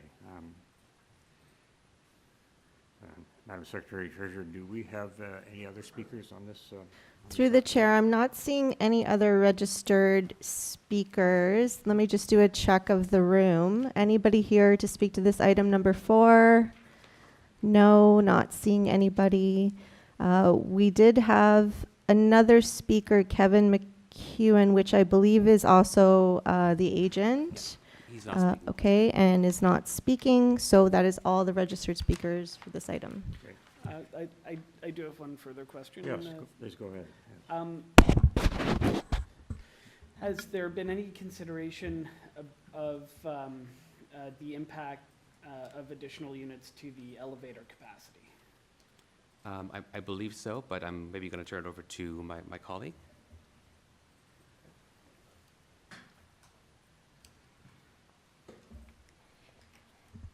Thank you. So, through the chair, one of the elements that we consider whenever we are constructing buildings is the elevator capacity, and it is our company direction to always provide one additional elevator beyond what the standard requirement is. So, the additional 39 units will not have a negative significant impact on any of the elevator usage for the building. Okay, and so just in terms of specific numbers, then what's the required number that you're saying you're providing one in excess of? Or you're saying 1 per 100 is the standard, and you provide one in excess of that? Is that it? So that's typically, yes, the standard that we seek to achieve. And this still meets that standard? Yes. Okay, thank you. All right, thank you. Well, I think we take this matter into committee.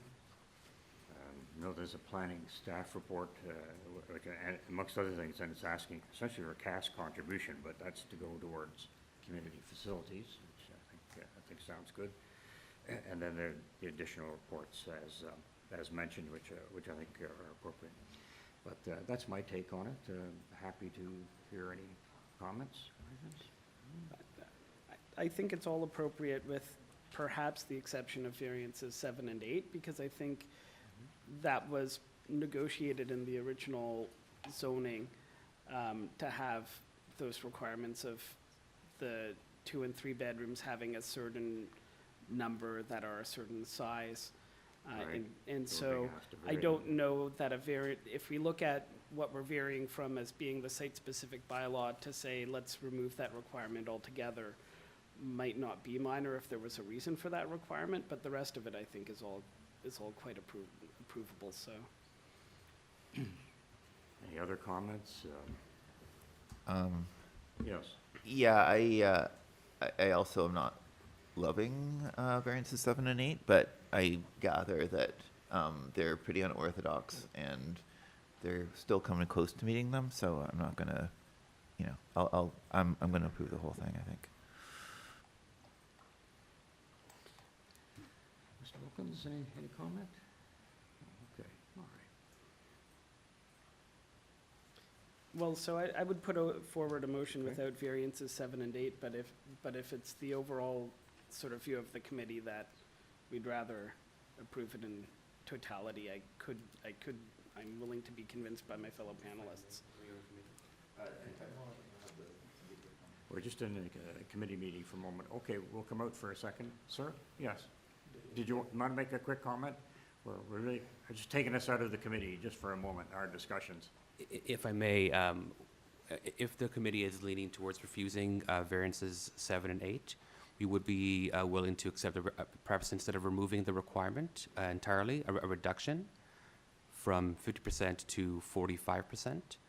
That would be sufficient to provide the flexibility that we do need. We were looking to keep it simple and ask for the reduction to removal outright, but if the committee is more comfortable, we'd be happy with 45% on both variances. I'm very happy to support the application as a whole. I understand the need for that flexibility, and it's basically market-driven, the size of the units. And I understand there's a certain requirement of that, but if it's something that is unlivable, I don't think you would even design it and build it and put it in the market. So I think that's totally acceptable. I would rather you keep the amount of units available in the market. That's my comment. Through the chair to the agent, sorry, so for you to clarify for the record, are you suggesting that you are amending variant 7 and 8? Through the chair, my recommendation would be that if the committee is not in favor of approving the application outright in its current condition, we would be comfortable with a revision to variances 7 and 8 to, instead of remove the requirement for 50% of the units to have a minimum gross floor area of either 87 or 100 square meters, to reduce the 50% to 45%. But our preference would be to maintain the application as is and not to modify it. This would be an amendment. It would be an amendment from 50 down to 45. Through the chair, so that, correct, that is what we need clearly stated. So if you are going to seek that amendment, then staff will have to put up the variances on the screen and we'll have to very clearly state that. Thank you.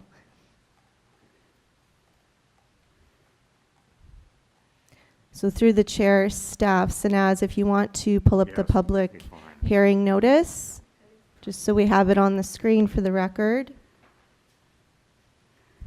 No. And if you can scroll to variants 7 and 8.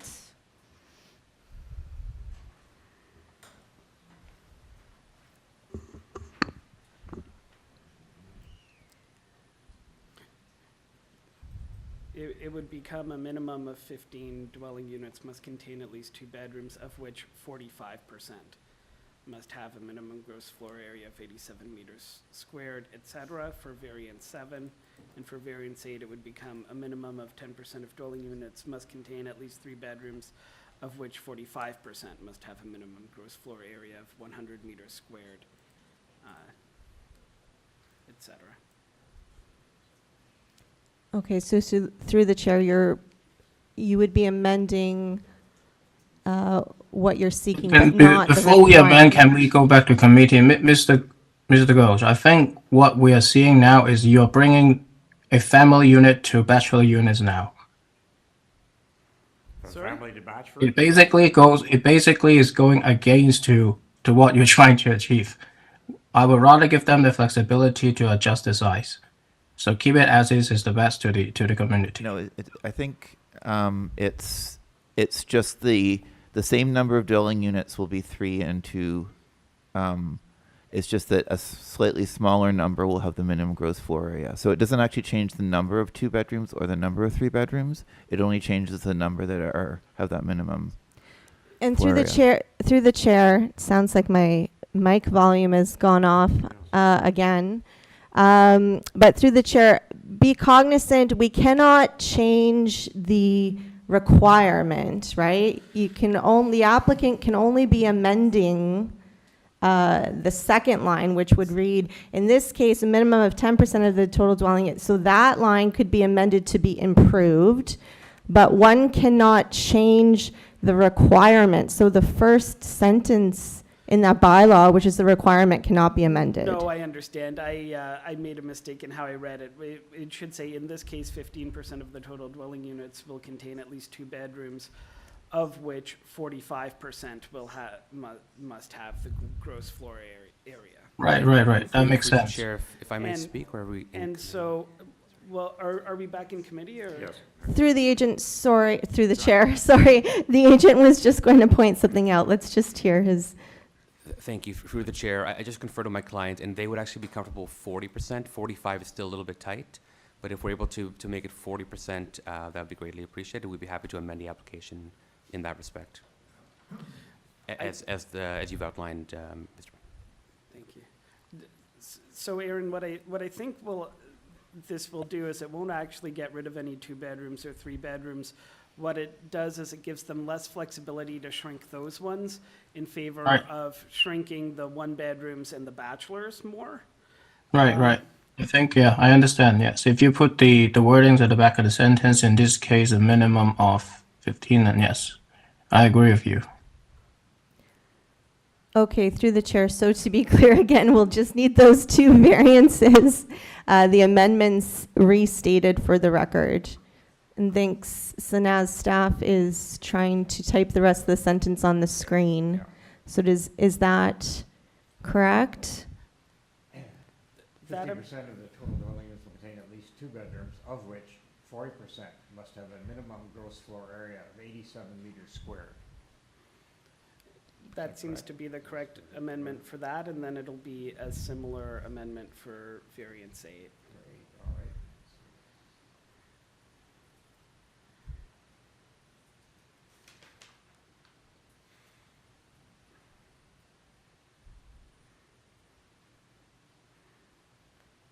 right. Just to state the bottom of 8th thread, then, in this case, minimum of 10% of the total dwelling units will contain at least 3 bedrooms, of which 40% must have a minimum gross floor area of 100 square meters. There? Okay. All right. So I think you can put forward a I would motion put forward to a motion to approve as amended, subject to planning condition and TTC condition. And I guess Metrolinx then too, so say. Through the chair, so I'm just being cognizant here. Again, with this amendment, so previously,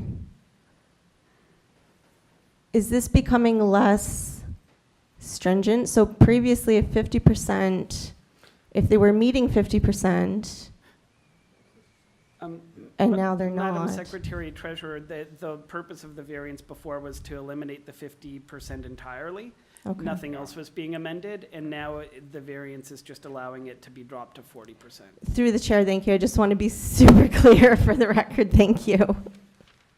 So please proceed with a motion. Yeah, I had that impression too, but I think the wording is very clear now. And I'm happy to support or second it, if that's a motion. Yeah, it's a motion to approve subject to the planning condition and the TTC condition. The Metrolinx was just advisory, not a condition, so I wasn't going to add it, but approve as amended, so I move to approve as amended, subject to those 2 conditions. And Mr. Chang, you're willing to second that? Yes, okay. All right, all in favor? That application as amended is approved. Thank you very much. Thank you, you're welcome.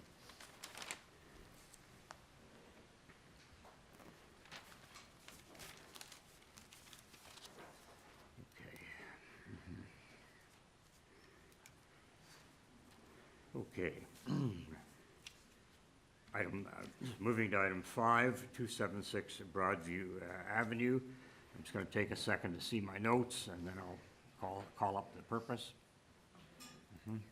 Okay.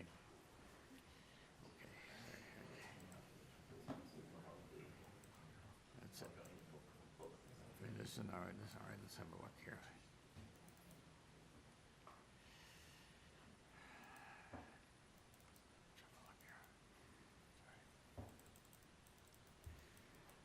All right.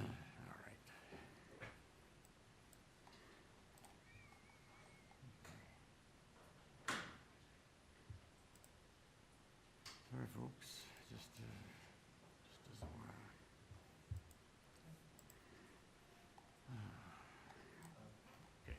Mr. Chair. Yeah. It's 11 o'clock now. I'm wondering if perhaps a 5-minute break might be appropriate? Yes, okay. I think we'll take a 10-minute break for a comfort break, and so at 20 after 11, we'll reconvene and go further. Thank you. All right, thanks. Thanks, Dylan. Yes, it's good. It's good. Good to know. Mhm. Yep, so everyone just mute and turn off your videos. Yeah.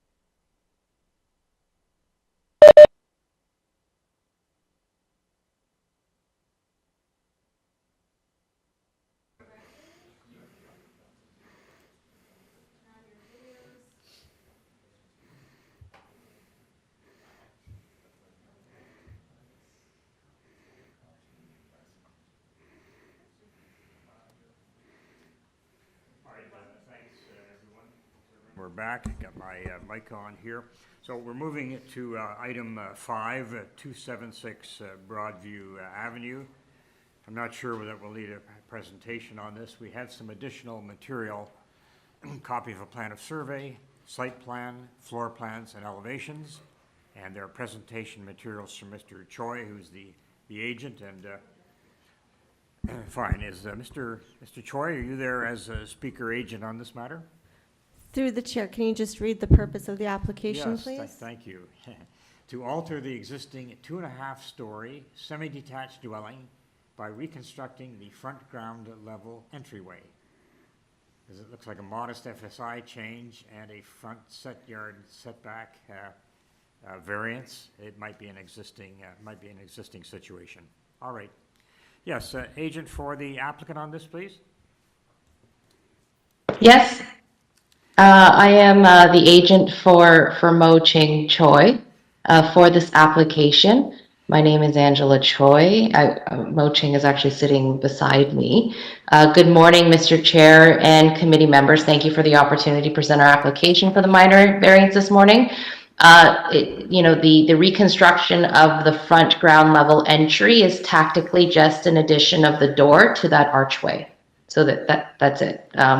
The landing space is currently considered part of the outdoor space, and the current footage of the building is on the property line, and the addition of the door would not alter the current base building frontage.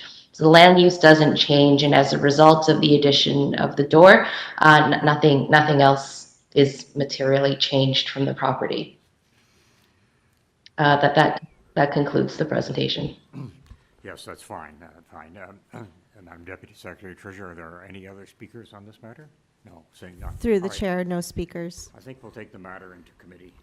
Yes. Yeah. Certainly, be fine. Well, so I'll just say that I know this street fairly well, and there's other frontages that also have the door right at that location, so it seems very minor and reasonable. So I move that we accept this motion. Sorry, I move that we approve this application. I'll second that. Second to that. There appear to be no conditions. All right, all in favor? All right. These two minor variances are approved. Thank you to the speaker. Okay. On to number 6, 27 Camberwell Road. Let's get to that.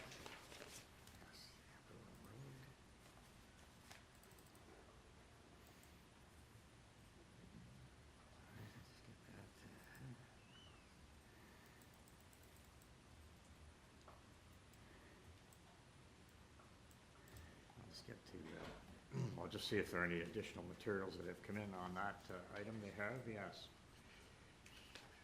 All right, I'm just going to read the purpose, and then I'll just speak to matters that have come in. So the purpose of this application on Camberwell Road is to permit a front yard driveway and walkway with stairs, a rear covered upper deck and a lower deck with stairs, a rear basement walkout, and a rear ground floor stone patio with an in-ground swimming pool. Also to permit the one-story ancillary building, a cabana, in the rear yard. We have on file come into us a plan of survey, a site plan, floor plans and elevations, 4 photographs of trees that are on the subject property. We have an earlier committee of adjustment decision from 2018. We have presentation materials from KERR and commenting agencies. We have reports from Urban Forestry, Metrolinx, and 5 form letters in support by owners of nearby addresses. All right. Is the agent or applicant to here for 27 Camberwell? Yeah. Yes, good morning. My name is Tay Rook. I'm the planner for the owners of the property at 27 Camberwell Road. Great, thank you. All right, so support. Would you like to make just a concise Yes, sir. Of your- As you, Yeah, go ahead. yes, sir. As you indicated earlier, this house was before the Committee of Adjustment in 2019 to facilitate the existing two-story dwelling that's on site right now. It was approved, and they pulled permits, and during the construction phase, they hired a landscape architect to do the landscaping for the site. What had happened is that my client actually got wrong advice and wrong information from the landscape architect, indicating that they could do these certain revisions at the rear deck, in addition to including the pool, and also making modification to the front of the house, front landscaping of the house. As a result of that, the final inspection, which was done in December of 2022, the inspector indicated we have deficiencies. The deck is too large, and you're going to have you're going to have deficiencies in landscaping percentages. I would submit to you, if you see in the green area that's on the site plan is what was approved or by the previous Committee of Adjustment decision, and everything beyond that is what's there today. So this has actually been constructed without the approval. And once again, this was at no intent of my client to proceed on with construction without the proper permissions, but they were just given the wrong advice. You'll note in the pictures, and specifically in the front, that there are pavers for the driveway, which are intermittent with soft landscape areas. And you'll look at this area pictures across the street. I would submit to you that even though the percentages in the front landscaping might be less, but from a streetscape and from a visual perspective, it offers a more soft streetscape presence towards the streetscape. The second pictures you see at on the second set of pictures on the next page is a very intricate stormwater management plan and drainage system that has been installed in the rear yard. Realizing that there was going to be some hard surface that is beyond the permission of the zoning bylaw, this was installed to ensure that the adjacent neighbors on either side, which have supported this application, their letters of support are on the file, in addition to ensure that all the stormwater drainage would be contained on site within these storage tanks, which are those cubes, and then dispersed appropriately into the city system. You'll note that there's no city comments from the planning department. There are forestry conditions, condition number 1, and also Metrolinx, I would say, advisory comments that have been received. But all in all, 5 letters of support, adjacent neighbors on either side are in support of this application. And once again, this is totally just a result of getting wrong advice from the landscape architect, and my client is just trying to rectify the situation. All right, thank you. You got a question just on the it's variance form. This is our soft landscaping. So you're going to a 75% requirement in the front yard to 47%. So I just want to ask about those pavers and things out front. Are they sufficiently spaced? That could be some drainage that would percolate into the ground from those, or is it? Correct. So you would say that this is pretty much a grass driveway with paver stones on top of it. So that was done intentionally, and it would be similar, if not better, than interlock, where they would disperse the water on site and then eventually roll off into the system. So if you look across the street, sir, which is the next picture below, you'll see that across the street, interlock situation, and the runoff from those types of driveways, I would submit to you, is much more or significantly more than what my client has done on his site, on their site, pardon me. Probably so, yes. Okay. All right, thank you. Members, any questions for this speaker? Okay. Yes. Yeah, I mean, so the rear has very little soft landscaping, and I understand the drainage system, and that's great. Is there any way you can increase the soft landscaping in the rear? I noticed that there's like a stone patio area. Can some of that be converted to soft landscaping? Through you, Mr. Chair, if this was if the work hadn't already been done, I would say to you, yes. Unfortunately, because we were given the wrong advice and because we were notified by the inspector at the final inspections of these deficiencies, it would be a significant cost for my client to rip up those stones and to put in some soft landscaping. But I would submit to you, but from a impact perspective to the neighbors and adjacent properties on either side, there isn't any. In addition, once again, the drainage system that's been applied or installed in this site is, I would say, over-engineered for this particular property, and there aren't any concerns of runoff. All right. Yes, thank you. Anything further, members? No? Okay. Is there any registered speaker other than? If not, I'll ask question. If yes, I'll let the. Yes, thanks, Mr. Chung. Do we have No, other? I'm wondering if there's anyone ask any other speakers or no. We're just asking. We understand there are no other speakers. Okay, yeah. I'm just having some concern about, like my colleague, about the landscape, because we all know that the pool is already calculated as soft landscape. I see. And if you're taking that out, you basically have very little soft landscape in the system, even though you have a very sophisticated drainage system. So I think the proposed cabana is something that's making things worse. All right, Yeah, that's my comment. And it's your understanding, just on soft landscaping, you're saying that the pool would count as a component of soft landscaping? That's the typical way how the zoning examiner would calculate the soft landscape. So I just want to bring that up. Okay. All right. Can we just see on the screen just the cabana area? I'm not, I'm just taking a look here.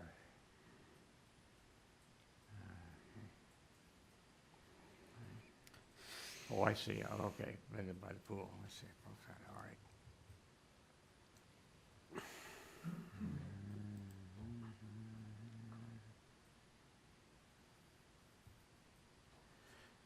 And sir, just to the agent, sorry, so that has that cabana been constructed as well? Yes, sir. Unfortunately, it has. All that's shown on the site plan has been constructed, and once again, they were made aware of the issues at final inspection by the inspector. And this is all a result of the fact that they were giving the wrong information and wrong advice from their landscape consultant.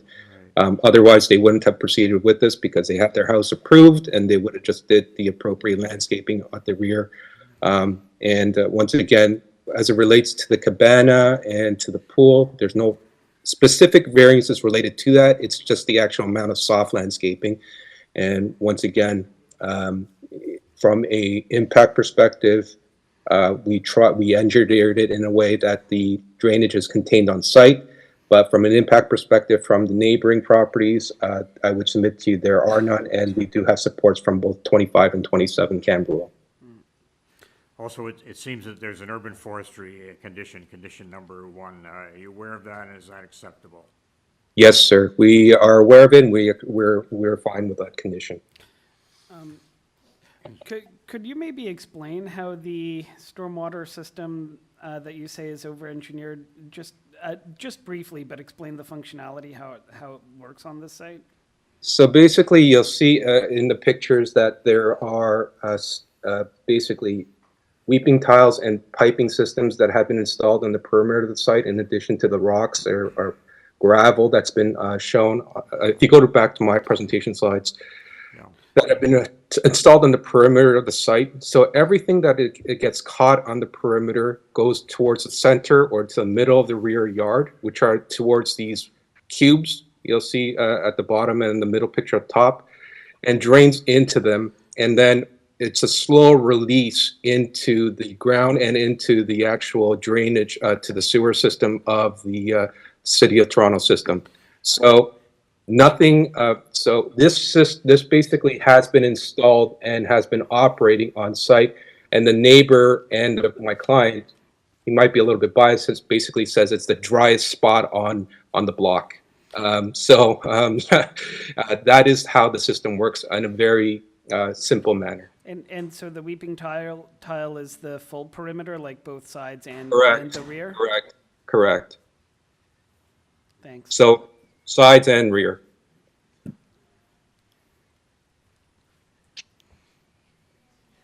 we take this into committee then? My own. All right, yeah. I just want to add that normally we would take even though if it is built, to be fair to the applicant, we usually consider that as a new application. So Yes, that's our correct. judgment would not be a punishment of that. But in this case, it's quite different. In this case, what happened on site already is actually contributing to some merits of the application. Because if it's a brand new application, I would probably feel very difficult to support. But now that we see there is some actual improvement done on the site, and I really feel very sympathetic to the owner as well. So I would be very reluctantly to support it. I'll put it that way for the record. I believe that this is probably a mistake, and I think they have done something to actually to fix the problem. Yeah, I think the weeping tile combined with the support of the neighbors makes it more supportable than it might otherwise have been. Yeah, I agree with my colleagues. Normally this would be problematic, but they've obviously made some efforts, and the neighbors are okay with that. All right, then I would move approval of this variance application, subject to the urban forestry condition number 1. Is there a seconder for that motion? Yes, Mr. Wilkins, all right. All in favor? All right, thank you. That matter has been approved. Thank you, sir. Thank you very much. Okay. We'll be moving to number 7. Let's try to get that on BRAEMAR.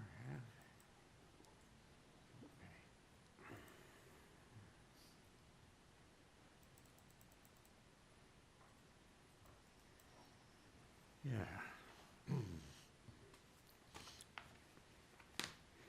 Moving then to this property at 38 BRAEMAR Avenue, the purpose of which is to construct a new 2-story detached dwelling with a front integral garage, a front covered porch, a rear basement walkout with a terrace, and a rear first-level deck.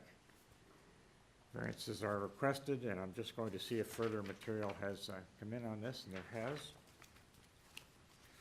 The committee also has the following then: a copy of the plan of survey, site plan, floor plans, and elevations. We have 5 photographs of trees on the subject property, and we have the presentation materials from the agent. There are staff report, I guess, urban forestry, and transportation services. All right. Fine then. Could we have the applicant or agent come forward then on this application? Good morning, Mr. Chairman and members of committee. I'm Janice Robinson, land use planner representing the owners of 38 BRAEMAR Avenue. And can you give us your street address just for the record? 1128 Staghorn Court, Mississauga, Ontario. Okay, thank you. Okay, how about a brief introduction to your application? Yes, this is a proposed new story detached dwelling that requires variances for dwelling depth, floor space index, height, and side exterior walls for the depth projection. The dwelling is in compliance with the main standards relating to massing, complying with the zoning standards for front yard, side yards, rear yard, overall height, and landscaping. The depth is similar to the depth of the neighboring dwellings on each side. The size of the deck, if we could put up the site plan, that would be helpful. The size of the deck is similar to the one next door to the south, which is on the left side. And so there are no comments from staff other than we have the urban forestry conditions, which we're aware of and accept. The owners reached out to the neighbors on each side and across the street, and those that he was able to speak with had no opposition to the application. I understand there are some speakers or a speaker on this, so I'm giving a bit more of a presentation, thinking that I don't know what their comments are going to be. Anyway, it's my submission that the requested variances do meet the 4 tests for minor variances. the variances meet the general intent of the zoning bylaw and the official plan, in that the dwelling complies with those important provisions of the bylaw for height and setbacks. The dwelling will be compatible with the adjacent dwellings and the overall neighborhood, and there won't be any impacts on the street or the neighbors. So I'll be pleased to answer any questions and address any questions or concerns if neighbors have any. Yes, just a question to you. My notes indicate that Transportation Services wanted a revised site plan. I guess they wanted to see, where the curb cuts would be and perhaps other ones closed. So you familiar with that issue? Yes, I am. And that will get done at the building permit stage. I take that as being an advisory comment. But if that ends up in a condition, that's okay too. I was well aware of those. Right. What I meant was there are no actual objections, and they state that right at the beginning, at the outset. So if those conditions get added, that's fine. All right. We would have no objection to that. Perhaps you just address one issue for me, and maybe it'll just illuminate it better. Variance number 3. So we have a, no, I'm sorry, is the height. I'm sorry, it's variance 2. So maximum permitted height is 7.5 meters, and maybe I can help me understand the side exterior walls, why they're stretching to 9.98 meters. Yes, so the dwelling is a modern design. If we could show the front elevation, it's a modern design. Yes. And in this case, the wall height is the same as the height of the dwelling, and the height of the dwelling complies. So I sent in some photographs of examples of, in some cases, modern designs put in false fronts and sloping roof sections on the sides. I see, yeah. To either meet or reduce the wall height variances, to not have wall height variances. And the owner didn't want to do those. It's showing as on the committee, on the AIC, as a photos, letter of concern superseded. And when I sent in the photos, if you look at,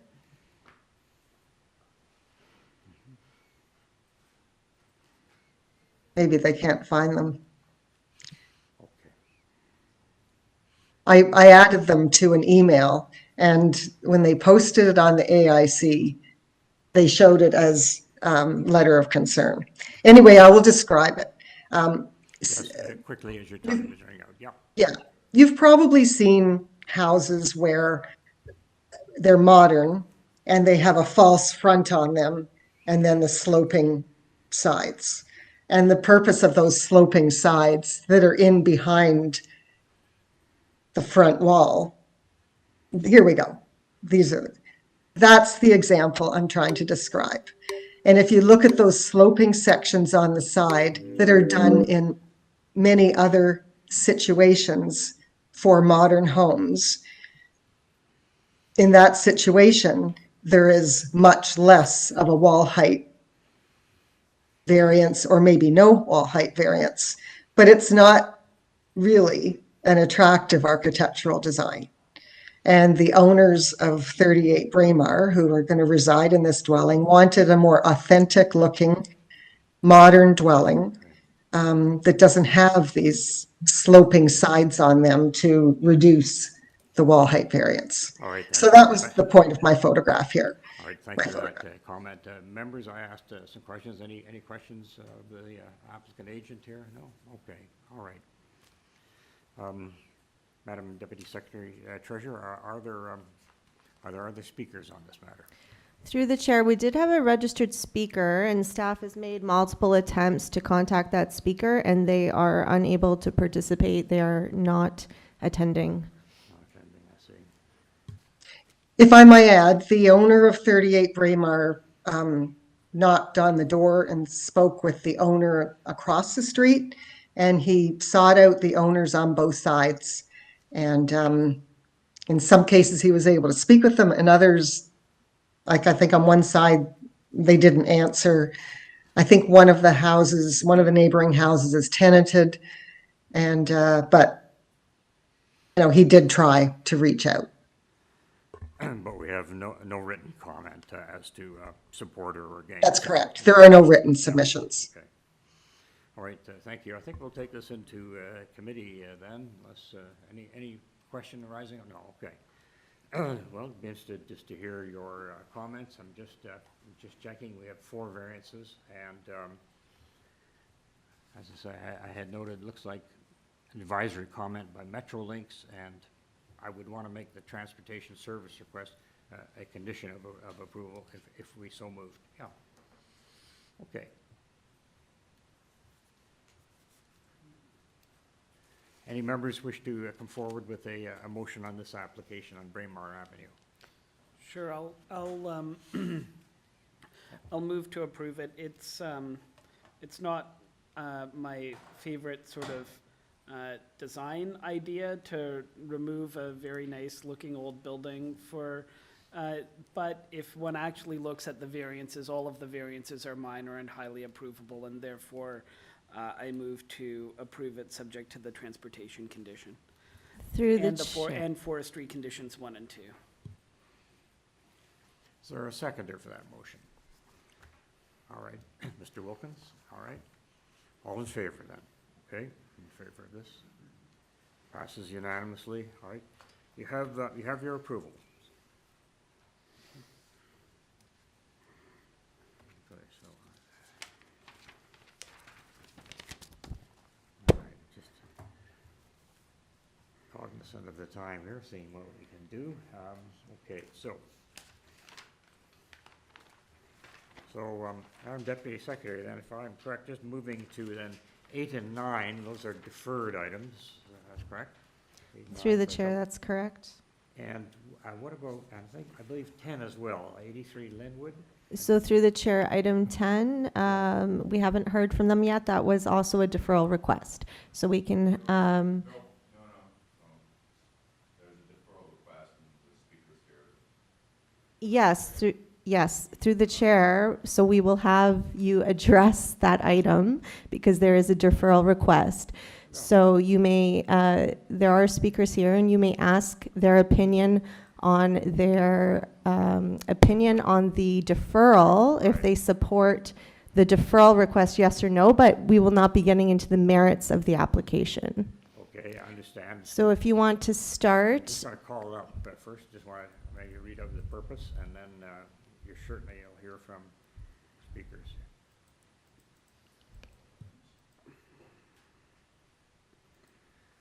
Okay, this is 83 Lynwood. So the purpose of the application is to legalize and maintain the rear basement addition and walkout stairs that were constructed without a building permit. Also to convert the existing ancillary building detached garage into a garden suite by constructing a 2nd-story addition and a 2-story side west addition. The existing 2 parking spaces within the ancillary building will be maintained. There will be a total of 2 dwelling units on the lot. All right. And is the applicant present then? Yes, we have the agent, but through the chair, if you could just also briefly outline the materials received. Sure, certainly. Good. Take a seat, sir, and I'll just flip to that matter.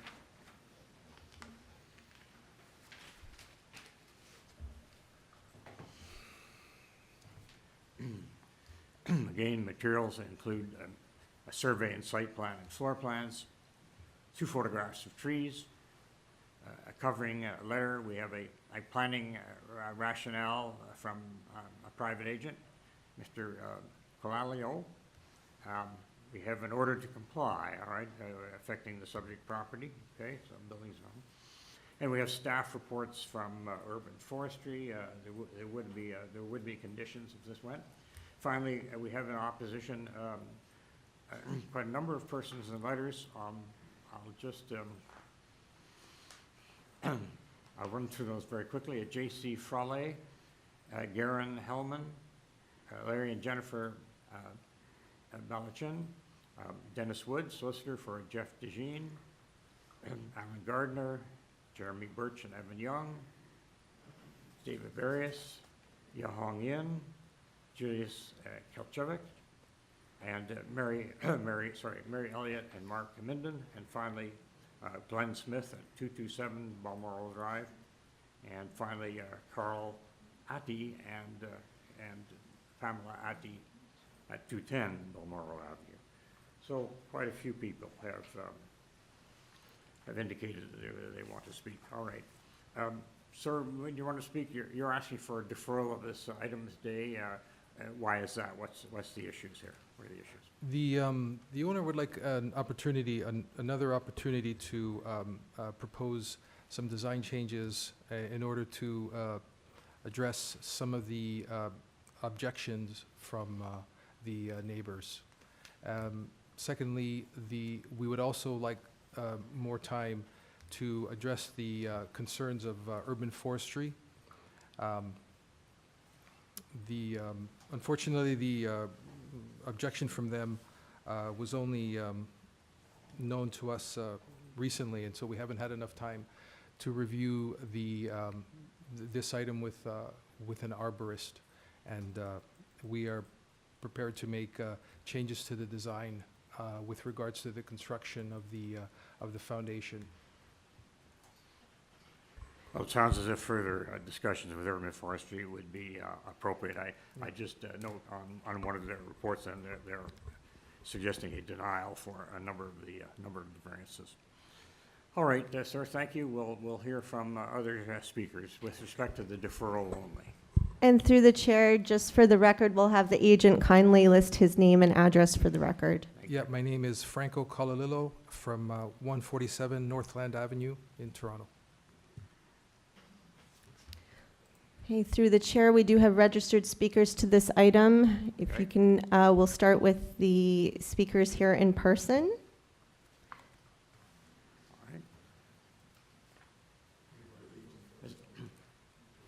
Yes, we're just considering the deferral request. Can you state your position with respect to it? Sorry. Okay, so through the chair, just to be clear, people that we have here in person to speak, you're no longer wanting to speak on the deferral request.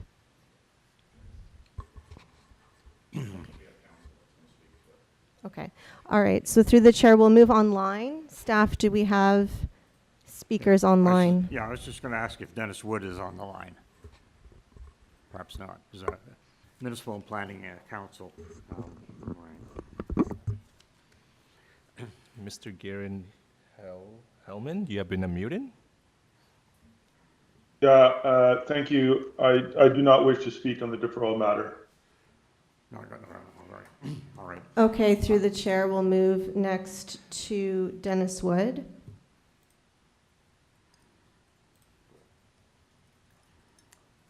It doesn't sound like he's on the line, but since we're only dealing with the question of deferral. Through the chair, sorry, apologies. Hang on. Is he on the line, staff? Okay, he is on the line. Good morning. Dennis Wood, please. Good morning. Can I be heard? Yes, you can. A little bit muffled, but. Thank you very much. Yeah. Well, good morning, Mr. Chairman.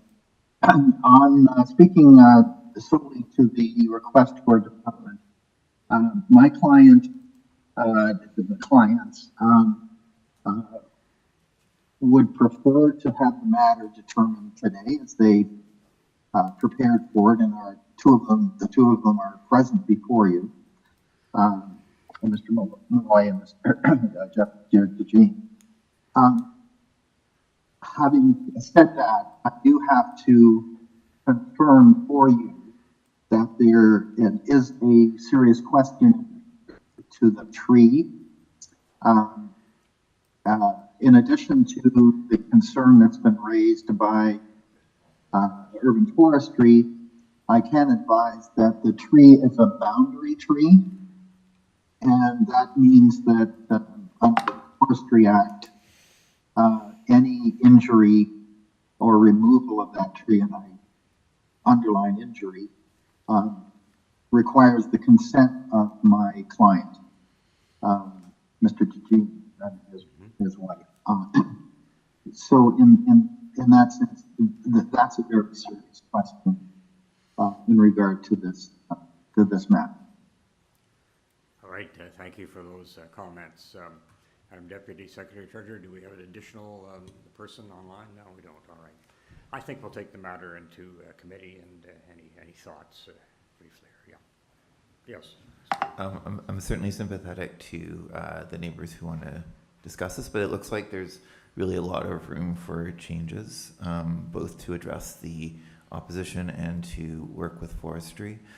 So I think that a deferral makes sense. Right. I just want to add a general note that the applicant is willing to communicate with all the participants today before the next hearing. I think that should be a condition. Through the chair, we can add it for the record in the minutes. Thank you. All right. Sorry, a second to take. Sorry. Oh, so through the chair, we'll need that as a motion. Yeah. I can move a motion to approve the request to defer. Deferral. What about the condition that the applicant try to reach out to? And with that condition, please. Through the chair, the note for the minutes. Yes, thank you.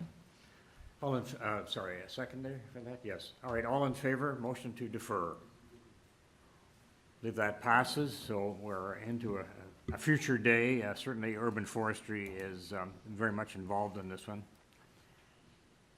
All right, thank you. We've deferred to a future meeting of Toronto and East York panel. All right, moving on to item 11 then, on KERR Road. I'll just need a minute.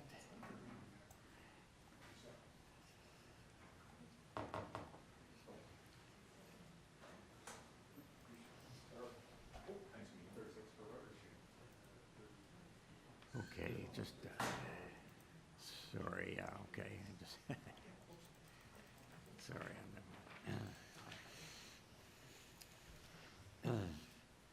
All right, just going to check for additional material that might have come in then on KERR Road, and yes, there's some. So, I'll just read out the purpose, sir, and I'll just tell you what else material we have. You're altering the existing two-story semi-detached dwelling by constructing, and my thing, by constructing, that's all right, I've got a little, sorry, by constructing a front porch, landing, and stairs, and two variants requested. We've got a plan of survey, site plan, etc., 7 photographs of surrounding properties, 3 photographs of trees on the subject property, a covering letter from Mr. Benoit, agent, you, an earlier decision, 2022 decision of this committee affecting this property, copy of site plan, floor plans, and a staff report from urban planning, and I'll just take a quick look. It looks like there would be an urban forestry condition. Okay, sir, are there any questions for this gentleman before I, no? All right, I just thinking right to take this into committee, but. And through the chair, there's no registered speakers for this item. Right. Sir, do you just want to give us a 60-second kind of précis of what you're asking for? We're here again Yep. because when we made the application for building permit, the architect neglected to show a front landing at the front door, and that was the reason why we're back again. So I see. It was an oversight on the architect's part. All right. So I apologize. All right. Members are going to take it into committee. They're just two variances in terms of the, I guess, the platform and the exterior stairs. I would say that this is very obviously minor and meets the 4 tests, so I would move to approve. I'll second. Through the chair, there are conditions. Gauche, it's got to be gauche. I'm going to have to get it. Right, I would move to approve with the conditions that are from urban forestry. It's condition number 1. I got 1, 2, and 5. No, it's Lynwood. 1, you're correct. Subject to condition 1. All right. All in favor of that? We've got a seconder. We've got a seconder, Mr. Gauche, a seconder. Yeah. All right, sir. Thank you. You have your approval. Thank you very much. Okay. Okay. Let's have a look at our time. Okay. I'm just noting the time, coming up to 12, so we'll continue here, and we get to number 12 on the list. Let's get to that.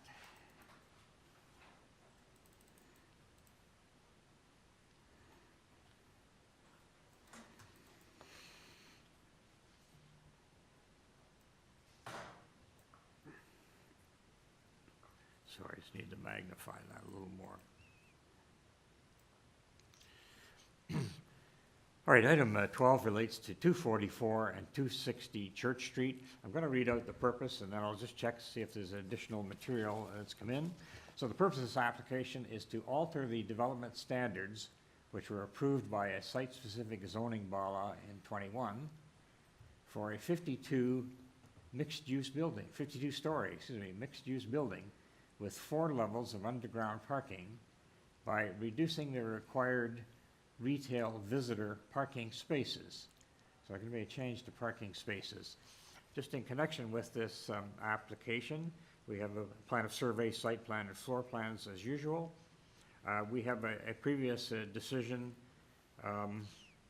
this year affecting this property, so we better hear about that. We have a planning rationale from Michael Goldberg.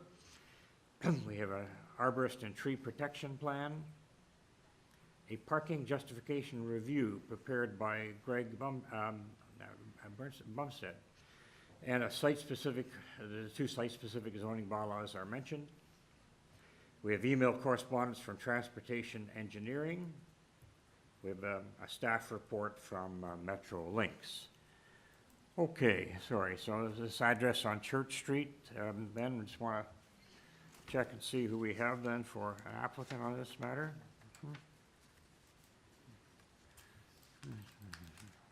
Number 12.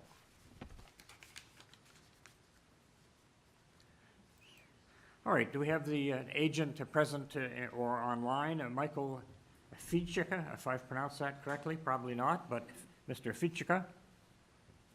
Through the chair. Hello, Mr. Chair. Can you guys hear me? Yes, we can. And I will note that there are no registered speakers for this item. All right, thank you. And sir, could you just give us your street address as well for the record? The street address on file would be 244 to 260 Church Street. Okay, thank you. Just taking a look here. All right, well, you've got to tell us about the parking and reduction, and you've got 5 minutes in total. You probably don't need all of that time, but would you please highlight your application, what you're asking for committee to do? Yes, Mr. Chair. I believe I am going to let the material speak for itself. We're looking to reduce the parking requirement on this particular file, and we feel that it is appropriate given the updated new parking bylaw. I see, right. Went from 12 to 9, 12 to 9. Yeah, I just want to add that the transportation department didn't have any comment. All right, thank you, Mr. Chang. All right, sir, that's fine. Unless there are questions for him, I think we can take this into committee. Seeing no questions, okay, into committee. Good, I guess there's no change with respect to stories, but a reduction from 12 to 9, and as the speaker mentioned, there are some new standards for parking in the city of Toronto. Any comment or a motion? Be glad to hear either. I'll make a motion to, this is obviously extremely minor and transportation isn't bothered by it, so I will make a motion to approve the variances. Can I have a seconder to that motion, please? All right, Mr. Wilkins. All right, all in favor then? I'll just say this. Okay, that is unanimous. You've got your approval, sir.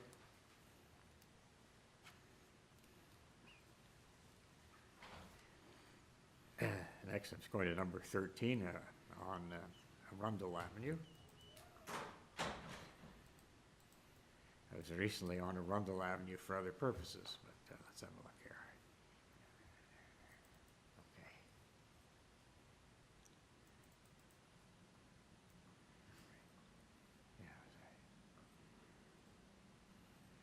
Okay. Yes, was just pulling up material to it, and again, I'm going to read out the purpose, and I'm just going to check for additional material that's come in. So at 95 Rundle Avenue, we're being asked to alter the existing 2 1/2 story detached dwelling by constructing a rear 3-story addition with a rear 3rd story deck and a rear ground floor patio. All right, and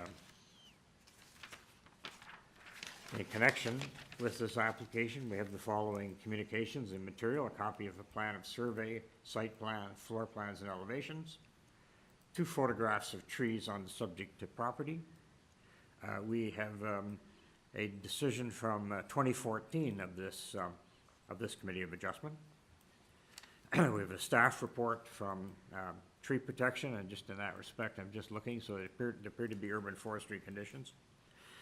And we have support. We have a correspondence from Maureen and Gregory Colford at 97 Arundel, and some form letters of support. All right. We have the agent applicant on. Would you kindly speak up then for this matter on Rundle Avenue? Hi. Can you hear me? Yes, thanks. Could you give us your name and street address, please? My name is Lynn Houston. I am at 49 Oakcrest Avenue, and I'm the agent for this application. Excellent. All right. I've been asking people kind of in a concise and brief way, maybe 60 seconds or maybe a little more, just to tell us about your application and what you're asking for and why you need variances. Certainly. Our variances are asked specifically for the height. All right. Height of the building, height of exterior main walls, and floor space, and eaves, because we would like to match the existing eave on the existing roof line.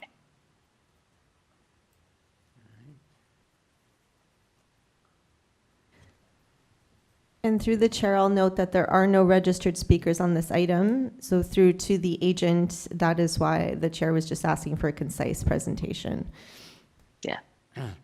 All right, just sort of a quick question, and as we face this from time to time in terms of the eaves setback, it's difficult. It can be difficult when buildings start to get close to the property line. So it's to be no closer than 0.3 meters. So you've got an imperial, almost a foot, and these are going to project 0.28 meters and will be located, 0.12 from the south lot line. Is that an existing condition here? I'm sorry, I'm not familiar enough with your application, but yep, go ahead. It is an existing condition. Yes, okay. All right, thank you. Members, yes, questions for the speaker? Just one question. I noticed on the rear, the new balcony, rear balcony that's being, there's privacy screening on one side but not the other. I was just wondering why that was. That is where we are against the building line, whereas the other side we have more space. The building is also, the building on our north is also longer than our building, so we won't be overlooking on that side the neighbor's yard necessarily. We're actually going to be looking at the neighbor's roof. Okay, thank you. And just a further question to you as agent. So urban forestry is asking for conditions 1 and 2. You familiar with those? Is that satisfactory? Yes, I reviewed that, and the arborist is going to be on site tomorrow. We will comply. All right, thank you. All right, thanks very much. I think we'll take this matter into committee. Members, any comment or motion? I think the application is supportable. I read through the concerns of the neighbor, or the longest concern of the neighbor, which had a lot to do with construction issues, which aren't really for the committee. But overall, I found that neighbor was actually supportive as well. So I think the impact is going to be minimal, and I think the variances are minimal as well. So I don't have any opposition. I'll second that motion to approve, and it includes the conditions urban 1 and 2 from urban forestry. All in favor of that? Okay. Thank you, Aaron, as well. Okay, thank you. The variance is granted. That matter is complete. We'll be turning to item 14 in a few seconds, Rosedale Heights.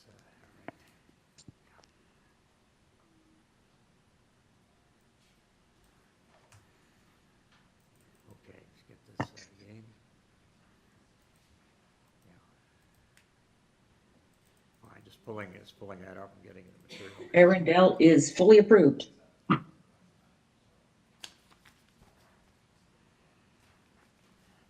Sure where that disembodied voice came from, but we've got, okay, at 82 Rosedale Heights, number 14 on today. I apologize, I didn't realize I was there.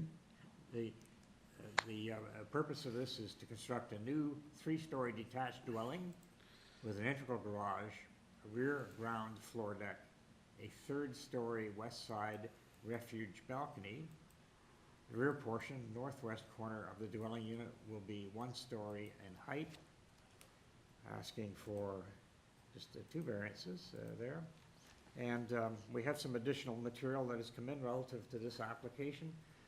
Again, the committee has before it a copy of the plan of survey, site plan, floor plans, and elevations.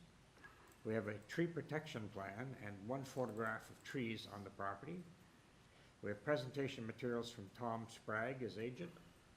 And we have commenting from the city. We have a manager of transportation services, and we have the tree protection and plan review urban forestry.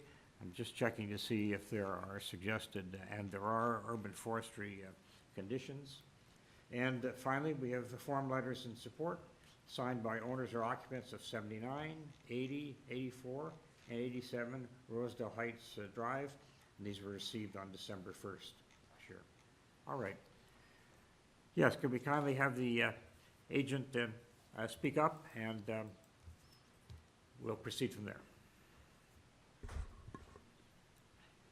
Yes, there's My someone. name's, I think it's good afternoon, yes. My name's Tom Sprague from Sprague and Company Architects. Can you hear me okay?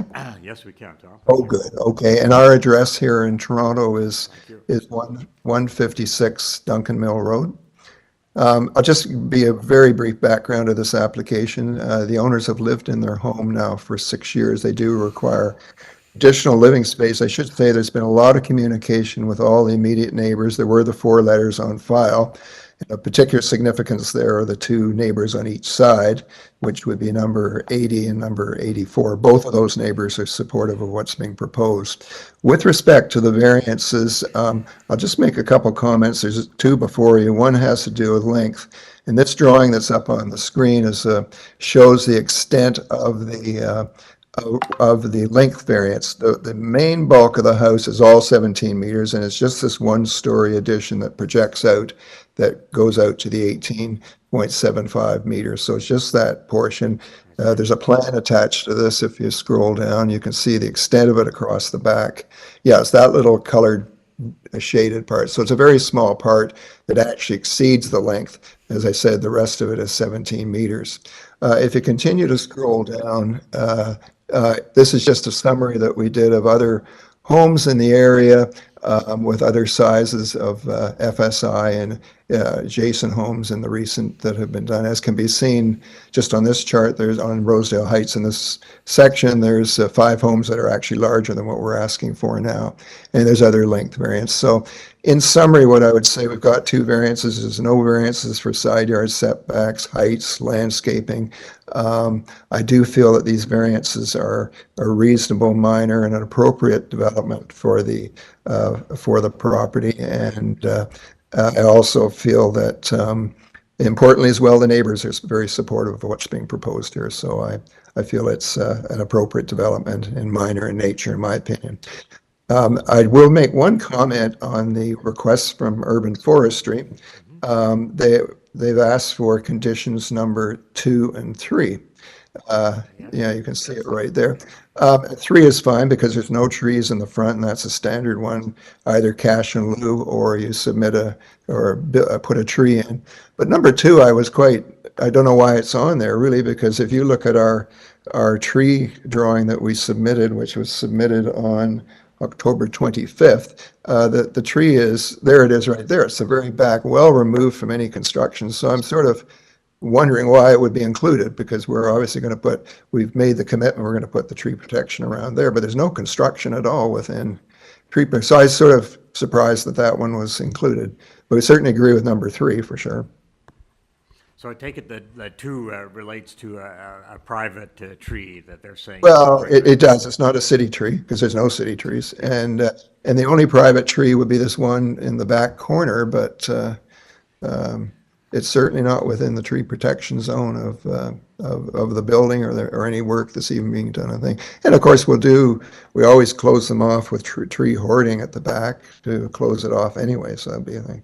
So it's more a question whether that's, I just couldn't understand why that one was put in this situation. And the other one was from transportation. That's probably just have to go to them with adjusting the curb cut a bit, right? So that's fine for that one. But so that was just my comment about the forestry. All right. Members, any questions for this speaker, this applicant? Yeah, sorry, Mr. Gomer.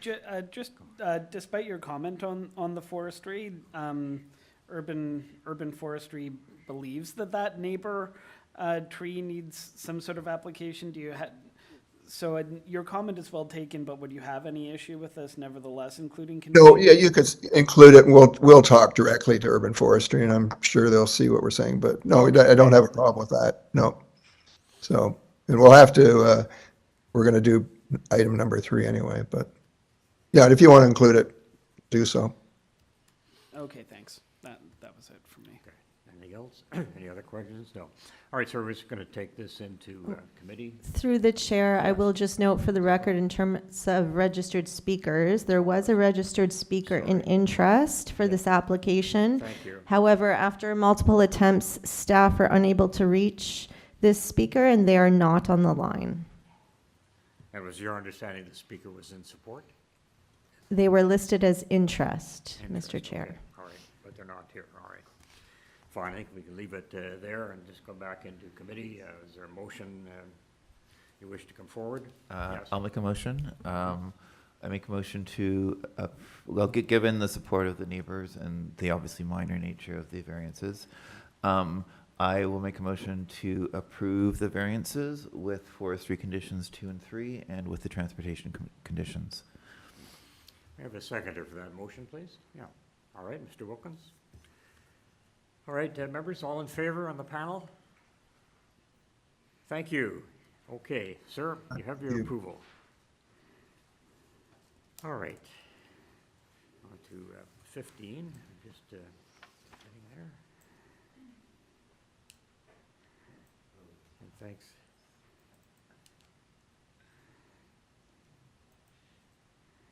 And thanks everyone for the chair needing a little more time to call things up than you do, but that's the way it is. All right. 64 Aldwich Avenue. I'm going to read the purpose. I'm going to check for any additional material, and then we'll discuss. So the purpose is to alter the existing 2-story semi-detached dwelling by constructing a complete 3rd-story addition with a front balcony and a rear ground level walkout deck. Also to construct front basement entry stairs for the purposes of a basement secondary suite. Appear to be 4 variances, and in connection with this, I'll just see what additional information we have that has come in. Yes. So again, committee has, as usual, a copy of a plan of survey, a site plan, floor plans, and elevations. I see we have a revised site plan, floor plans, and elevations received December 4th. We've got 1 photograph of the subject property. We have correspondence from the agent, Ms. Racina.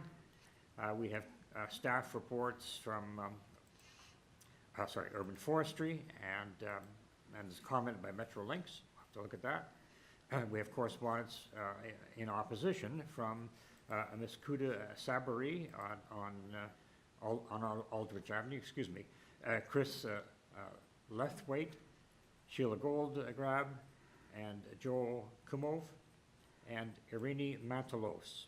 Okay. All right, so we have some speakers that want to speak in opposition. So that's just great. Okay, so we have the agent to owner then come to the mic, or if you're virtual, please identify yourself and give your street address, and you can tell us about your application. Yes, good afternoon. It's Larissa Rosina at 920 Isaac Phillips Way in Newmarket. I'm presenting 64 Aldwich project. And this project is a family dwelling with a secondary suite located in the basement. It's proposed to have 3 bedrooms on the 2nd story and a master bedroom on the 3rd floor. In the submitted revised drawings, the height of the dwelling was reduced to below 10 meters, 9.98 meters. The east side setback is proposed to be 0 because it's semi-detached house, and the lot coverage is 40% versus permitted 35%. My understanding is because of existing shade at the rear yard and existing parking lot in front. I noticed just in reviewing the material that it was a revised site plan. Staff, do we have that to put up? Could we have that revised site plan for this project? Yes, and through the chair, I believe that the agent also indicated that they are amending the height variance. So if that is the case, then agent, we will need you to clearly state for the record, as per the public hearing notice, which variance is changing and to what numerical value. So staff, if we could please have the public hearing notice on the screen. Thank you. And agent, if you could outline which variance you are amending. Yes, the initially proposed height was 10.19 meters. Right. It was amended to 9.98 meters. 9.98. Okay. Okay. Yes. Okay. All right. Just stand by there, Speaker. Members of the panel, any questions for this speaker of the 4 variances? I'm sorry. Maybe let's hear the opposition first, and then. Indeed. Thank you. All right. Well, we can go on. All right. Thank you, Ms. We're just going to ask you to stand by. Then we're going to have speakers in respect of the property in opposition. I take it either in person or yes, sorry.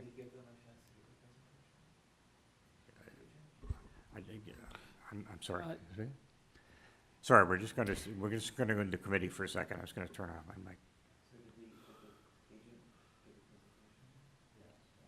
Through the chair, the agent did give a brief presentation and outlined the amended application. So we'll move to the registered speakers at this point. Yes, we can, and so they should be aware that there's a change in that first minor variance. All right, just a moment. I'll get the speakers list.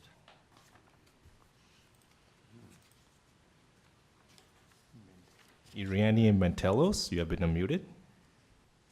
Yes, this is Irene Mantelos, address 66 Aldwich Avenue. I object to the renovations, including a 3rd floor with balcony. Although our community is changing, many of our homes in our neighborhood are semi-detached. I recognize many homes have undergone renovations. However, one thing remains consistent. Both homes are similar height and have the same number of floors. A 3rd floor on an adjoining semi that will have 2 floors will not match the style of homes in our community. I'm also concerned about the location of the 3rd floor balcony, as it will be overlooking my bedroom. It reminds me of a condo balcony where my privacy will be jeopardized. I will not feel comfortable having my window or curtains open, knowing someone is right there. I choose to live in a home for privacy, and this balcony will not make me feel safe in my home, especially if the property continues to operate as Airbnb. Finally, this project will take an estimate 9 months to 15 months to be completed. During this time, I will be exposed to dust, noise, vibrations, and additional stress in my everyday life.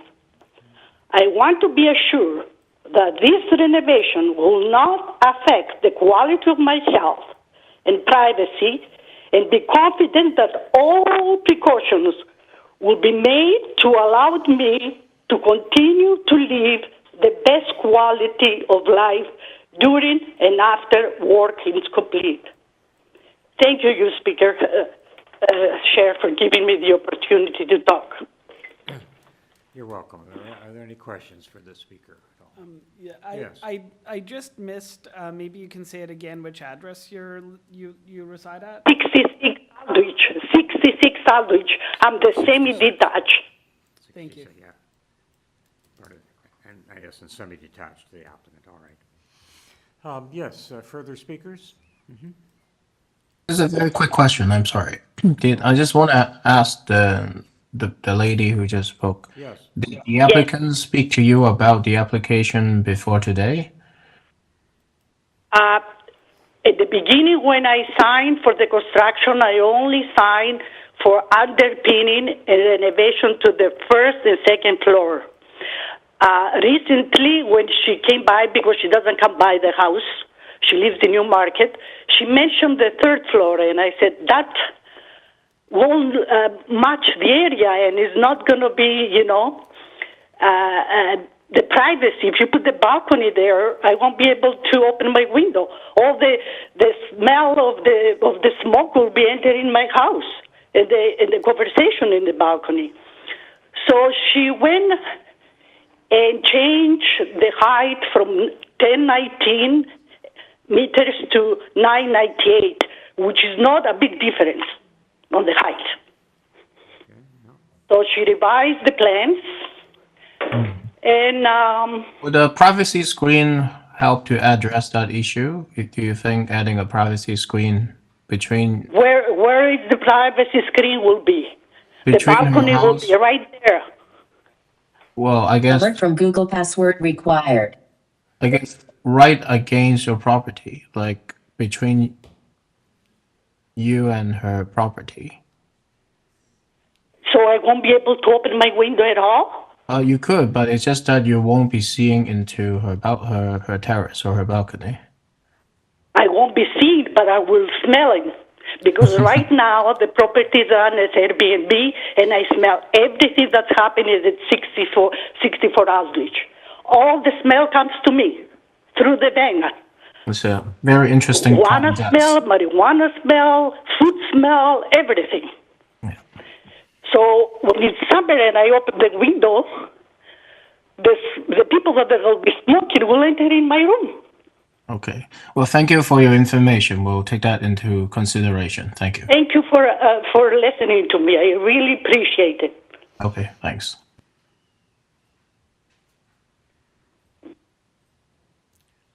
Staff, do we have another speaker? Yes?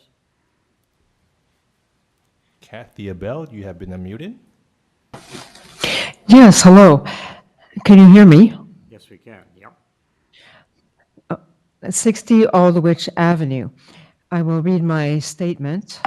I recently learned that the drawings for the proposed minor variances at 64 Aldwich were prepared by the agent, Larissa Racina, and reviewed by Christina Racina, who is Larissa's daughter. While I admire Larissa's drafting skill, the drawings should be reviewed by a licensed architect to ensure that they comply with Canadian building standards and that the structural integrity of the building has been taken into consideration with regard to the attached structure at 66 Aldwich. I also learned that they will not be using a contractor for the project. Instead, it seems they will be using various tradespeople, who then will ensure the safety and accuracy of the building process. Is a licensed structural engineer involved in the project? I request that the committee not approve this project unless it has been reviewed by a licensed architect and a licensed structural engineer signs off on the proposed changes. Thank you. All right, thank you. I have no questions. Members, yes? Good. I don't have a question, but I just would like to address a brief comment to this speaker, because my ordinary career is defending architects, so I have a very good sense of what they do. This type of project comes under a part of the building code called Part 9, which means that it doesn't actually have to legally be verified by an architect or necessarily an engineer. There are other professionals that are allowed to look at it as well. There might be aspects of it that need engineering, but this is things that don't involve the Committee of Adjustment. They involve the building department of the City of Toronto, and so you can rest assured that through the construction project, the building department will be involved to make sure that everything is built to code, if that's your concern. And unfortunately, it's nothing that we can consider, though. Thank you, Mr. Ghosh. It's nice to have you to say that. Yes, but has anyone actually reviewed these drawings? A zoning examiner will have reviewed it already, and then later when they apply for a building permit, they'll have to go through that as well. I see. Thank you very much. Is there a further speaker? Yes? All right. Hello, yes, can you identify yourself and give your street address? I'm Joel Kumov at 62 Aldwich Avenue. Yes, okay, Joel, 62, thank you. Yes, and I have a number of concerns, and I'll try and address them briefly within my 5 minutes. I'm very concerned about tree protection, and I don't believe that this plan adequately takes care of that issue. For starters, there is a discrepancy between the depiction of trees and their protection zones on the land surveyor survey by Mr. Jacek Walczak versus the plan drawings of LR. Mr. Jacek depicts a much larger protection zone around the front of the house, especially where the proposal of the stairway to the basement goes in. In the back of my house, there's a depiction of a 0.30 meter tree with a protection zone that comes close or beyond close to the proposed foundation expansion.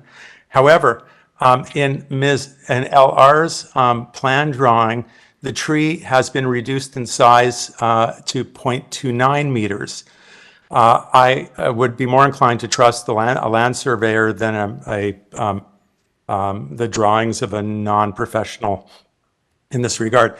But more importantly, further to the north and a little bit to the west of that tree in my backyard, the 0.30 meter tree, there's a much larger tree that is simply absent from the land surveyor's drawing and absent from the plan put forward by LR. I measured that tree to be 0.44 meters.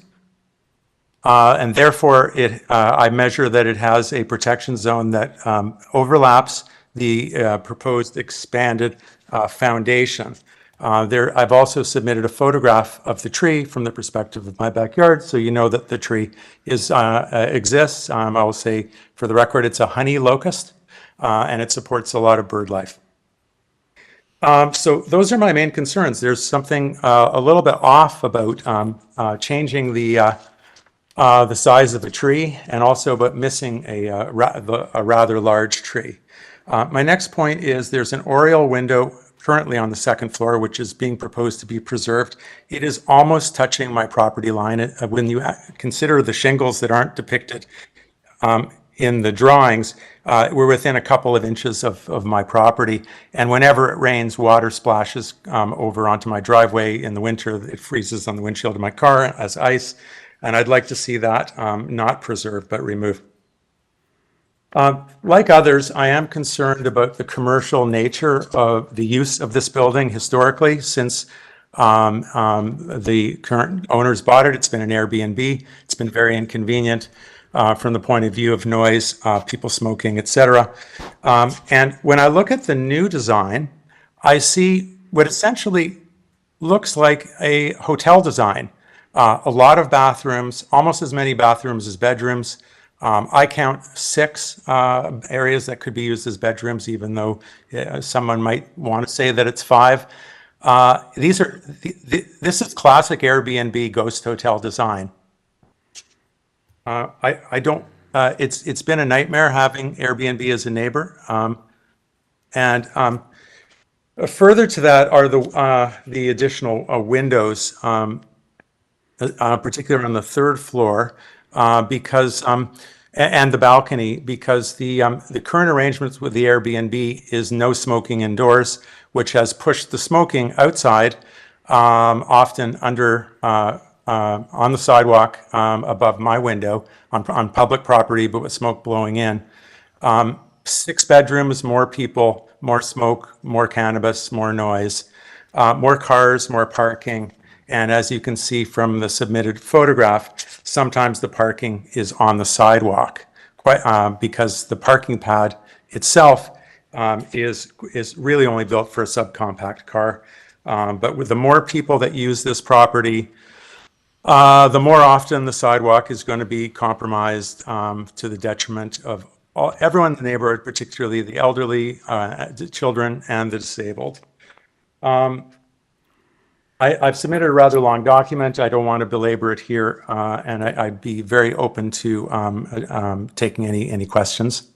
Thank you. Thank you. Yes, your time is up. Thank you. Members, are there any questions of this speaker?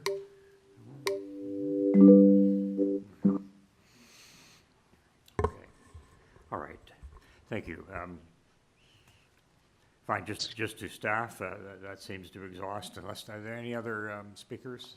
Or this is it. All right. Okay. Thank you. All right. I'm going to ask the agent to come back and address some of those issues that we've heard. Part of that is sort of privacy on the 3rd floor of that extension, and a bay window, I guess, that exists, but it's close to a property line. So, okay. Would the agent please then respond to those issues? Thank you for providing me that opportunity to respond. I would like to start with Irene comments about proposed balcony on the 3rd floor related to the privacy. In fact, that balcony is not overlooking to Irene's bedrooms, because her bedrooms are on the 2nd floor and the balcony is on the 3rd floor, which is looking over the roof area. As well, the next house next door, 62 Aldwich, it has as well 3 stories with a balcony already existing. Is that balcony in the rear that you're just referring to? In the rear, yes. It's in the rear, okay. Sorry, go ahead. Yeah, to the comments to Kathy's comments, I believe it was addressed about structure engineering overlooking for the drawings.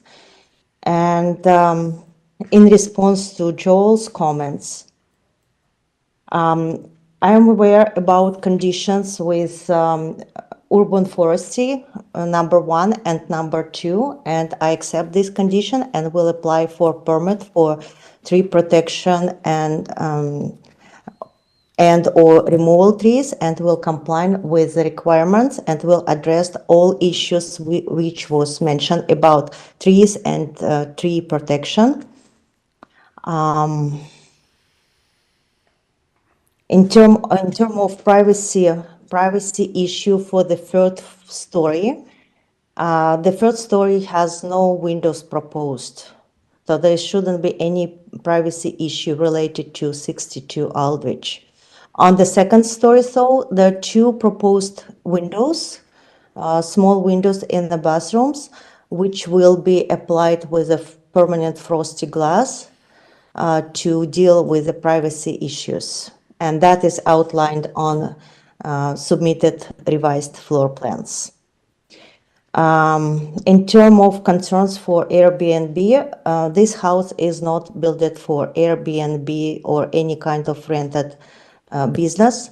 This is just family house. I'm a mother of 4 and we're building it for our family. 3 grown children are still living with me and we need 4 bedrooms, and it was proposed for 3 bedrooms on the 2nd floor and 1 master bedroom on the 3rd floor. And there is only 1 kitchen in the house on the main floors. So it is not like hotel or Airbnb setup at all. Please let me know if I missed anything. Oh, the Oriel window, yes, it is existing window, and I would like to propose to maintain it. All right, just with respect to this property then, you own and reside at this property at 64, is that correct? This is property belong to my daughter, and we reside all together. I'm sorry, it belonged to your brother? No, my daughter. Oh, daughter, I'm sorry, couldn't hear. My daughter. And we reside all together. We're just waiting for renovations to be completed to be able to move in. So just for clarity, it has been an Airbnb, but your intention is that it's not going to be? It is temporarily rented out, yes. But my intention is to move into this house. We're building it for our family. Yeah, the usage of a house actually isn't one of the considerations for the committee, but I just wanted that clarification because it had come up so much. All right, thank you, Mr. Reed. One of the neighbors expressed concern about the size of the driveway. I noted that you're going to be adding a staircase into the basement. Will that reduce the size of the driveway, and how practical will the driveway be in terms of a space for actually putting in cars without overhanging the sidewalk? I'm not going to touch or reduce the existing parking pad. The staircase is added because of currently enclosed existing porch. So I'm reducing the size of covered porch to install stairs. Okay, thank you. You're welcome. Any further questions? No, all right. Well, let's take this into committee for discussion. Through the chair, can I have a question for staff? Yeah, sure. Just to clarify, so why wouldn't the existing Oriel window, which appears to reach into the side yard, be included among the variances that are, like, if there's an existing condition that is a variance, usually that's included. Would the Oriel window not be that? Or I just to understand better why that wouldn't be included. Through the chair, the applicant submitted this application with a zoning review, and it was not identified in the zoning review that there's a variance for that. They're just referencing these 4 variances from the zoning review. So what we have before us is what was from the zoning review from buildings from the zoning examiner. So And Mr. Reed, just want to let you know, from my experience, there's minimum or maximum openings on the side walls, and maybe the total amount of openings of windows and doors are under the limit. So that's why it might not be flagged. That could be a reason. And presumably it doesn't project into a side yard. Well, it doesn't seem to be. Through the chair, was not flagged by the zoning examiner. Okay. All right, so back into committee. We're trying to move things along. Does anyone care to sponsor a motion on this?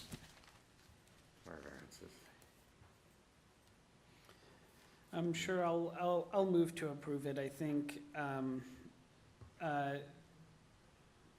there are concerns from the neighborhood, but the concerns about the usage aren't really concerns before the committee. Yeah. As a whole, the variances are fairly minor. The addition of a basement suite, I think, is probably an improvement. I would include the forestry conditions 1 and 2. Right. And otherwise move to approve. There had been some talk about a privacy screen, but I think because it's on the 3rd floor overlooking the roof, I'm not certain that's needed. So I'm just going to move to approve it as is with forestry conditions 1 and 2. Through the chair and as amended, the amended application. Yes, as amended, yeah. Is there a Do second? we still want a privacy screen or something like that? Or? Well, if you think it's important, then I would be open to. I think it will be helpful to the neighbor, even though that can't really control the smell, but that's the best we can do here. Okay, so I would add that to my motion, then a privacy screen up to a height of 1.5 meters on the east side of the 3rd floor balcony. I will second that motion to approve with those conditions and the amended application with those conditions, yeah. All right, those in favor, those again? I guess it's time to vote. Are you in favor of that motion to approve? Okay. All right. All right, that amended application is approved. Thank you. I think we move to the, I'll just check with staff. 16 was deferred in my notes, and all right, last matter, 17. All right.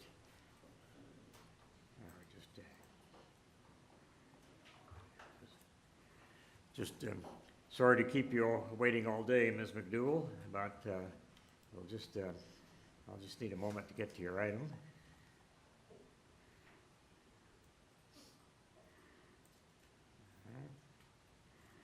Sorry. Yeah. Yes, right. Okay. Sorry.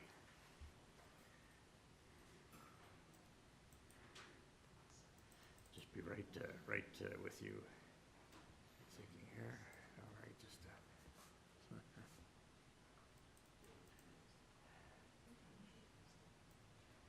Okay.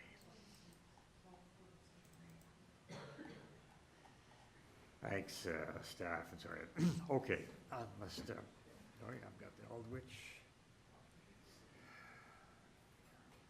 Queen's Key. Okay.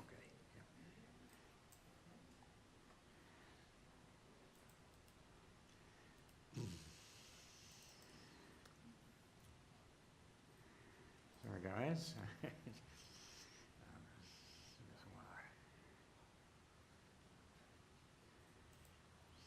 Okay, I was having a little trouble expanding the agenda. Let's just see here if we can get it.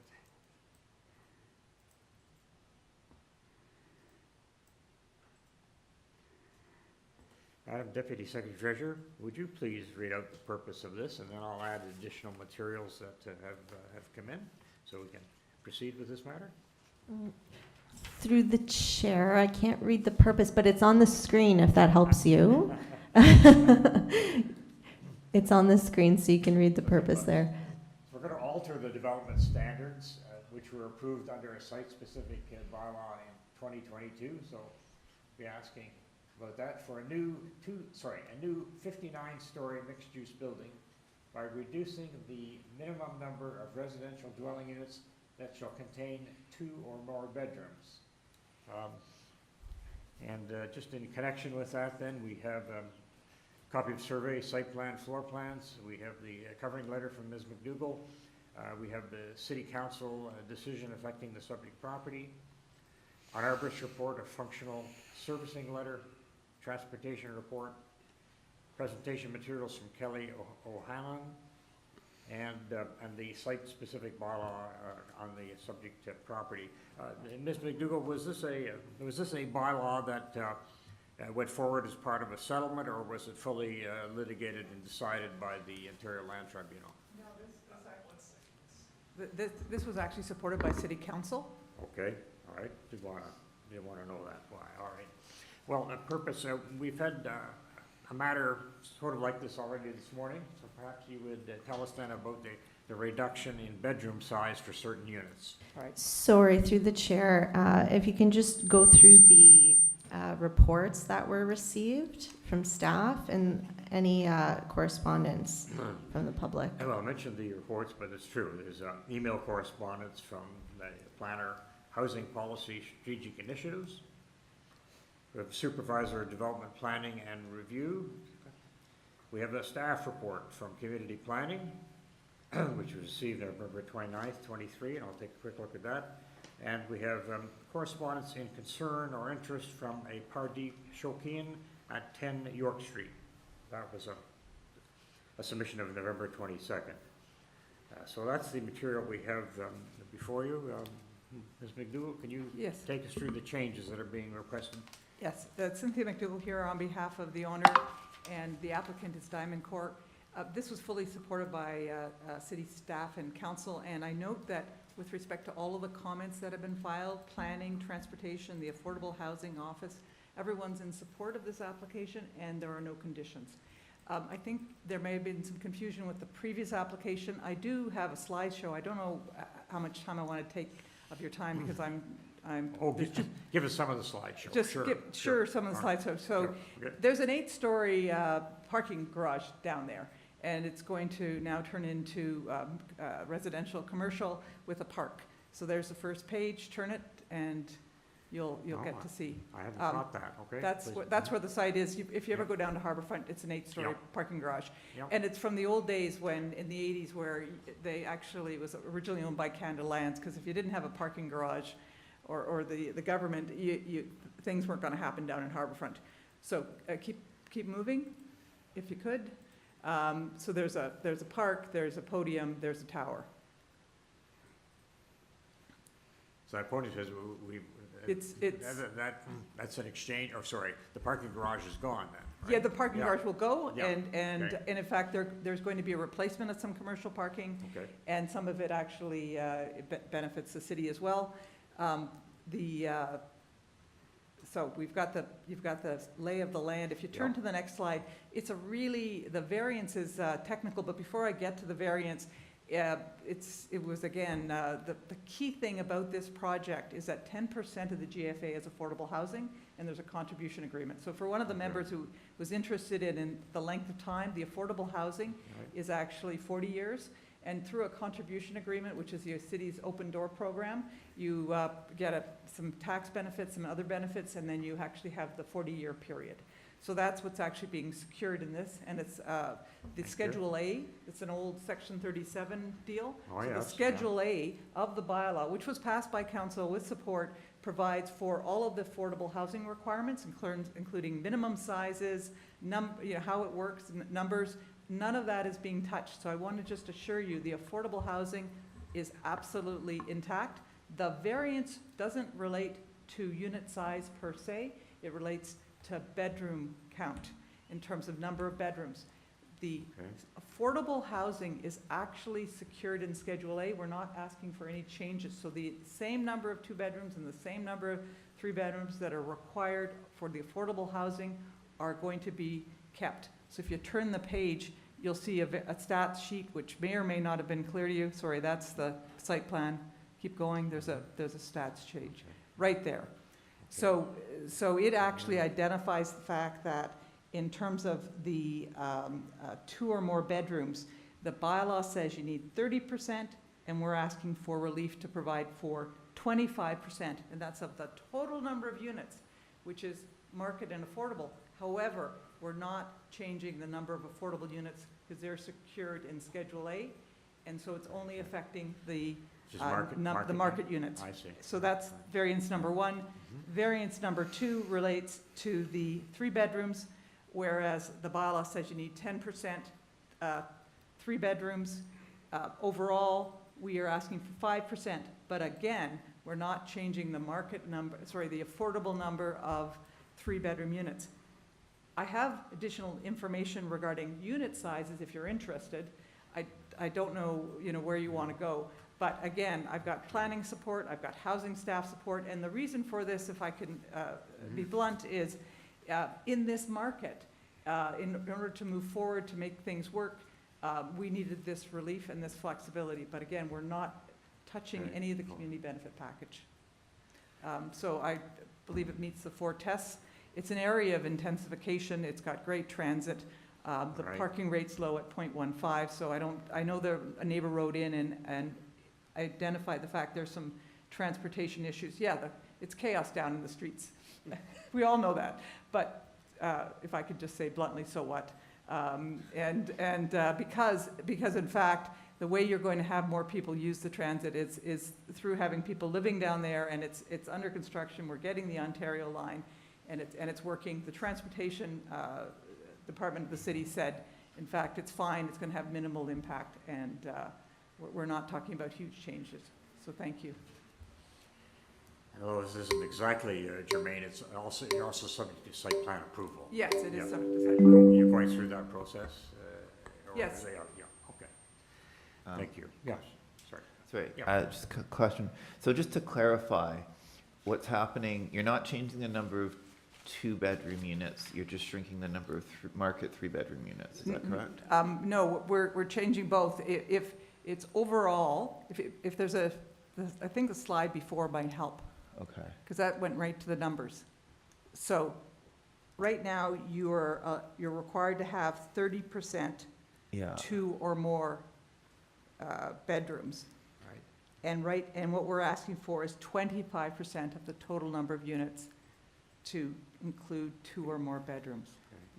And so essentially what's happening is at the expense of the 2-bedroom and 3-bedroom market units, you're increasing significantly the number of market 1-bedroom units because you believe that's more saleable. Yes, we're increasing the number of I wouldn't say significantly, but I'd say we're increasing it. Well, that would actually be helpful if we could move back to the next chart, because the one thing that I couldn't find before were the similar numbers of before. Yeah, that's what I'd like to see too. In actual numbers rather than percentage terms. Yeah. If you I could, see.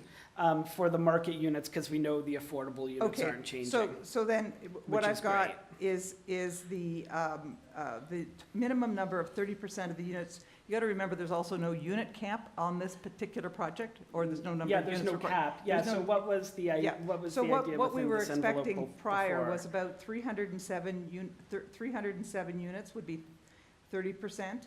And so at this point, we're proposing, I've got. So it was going to be 307.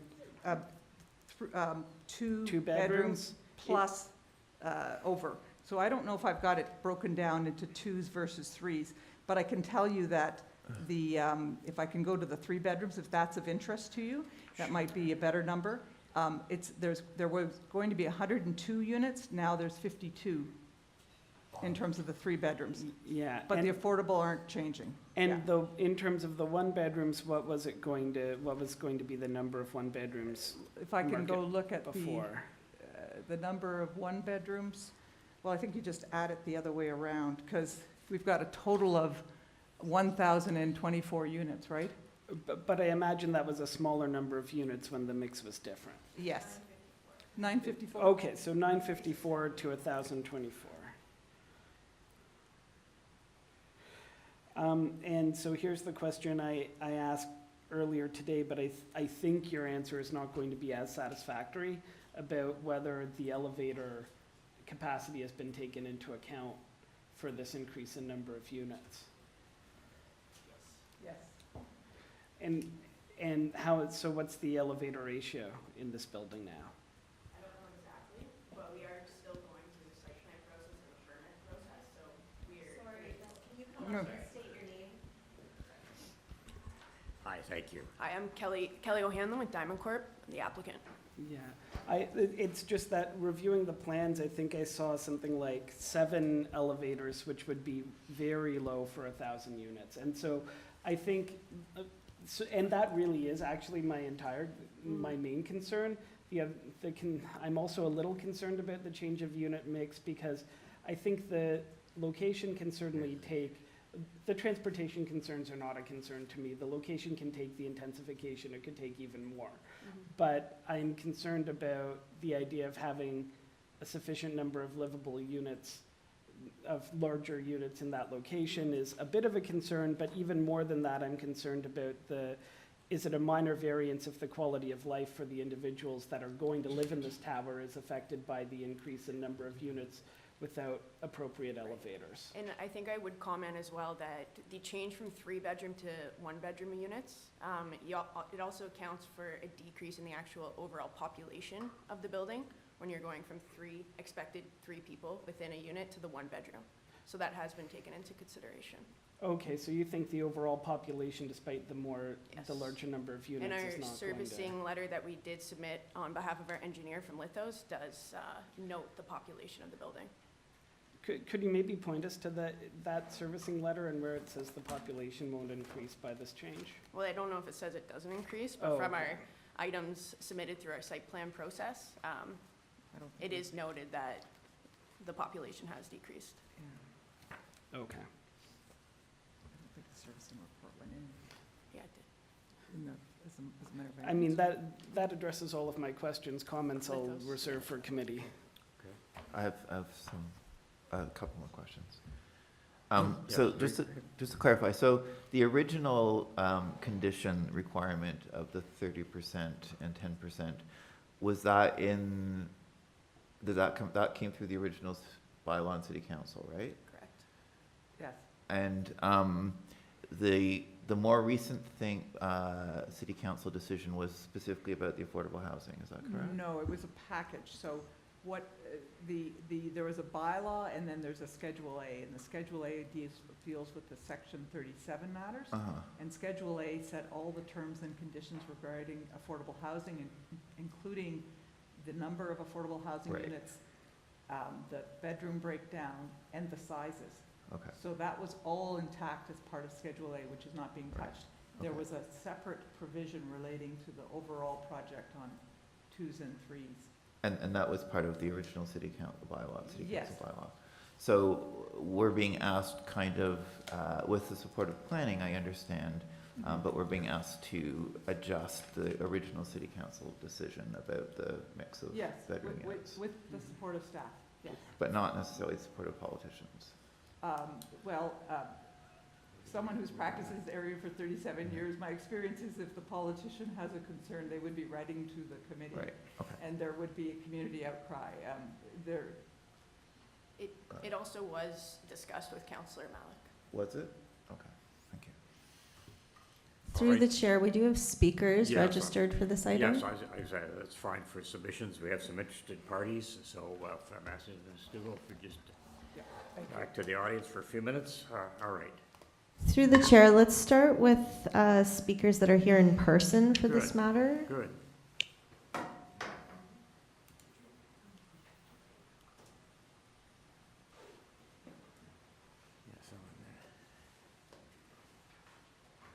Yes, on this Keen's Key address, yeah.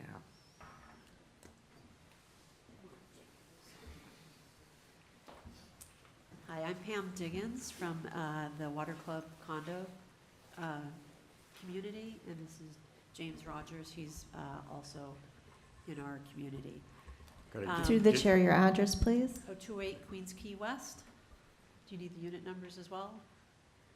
412? PH4.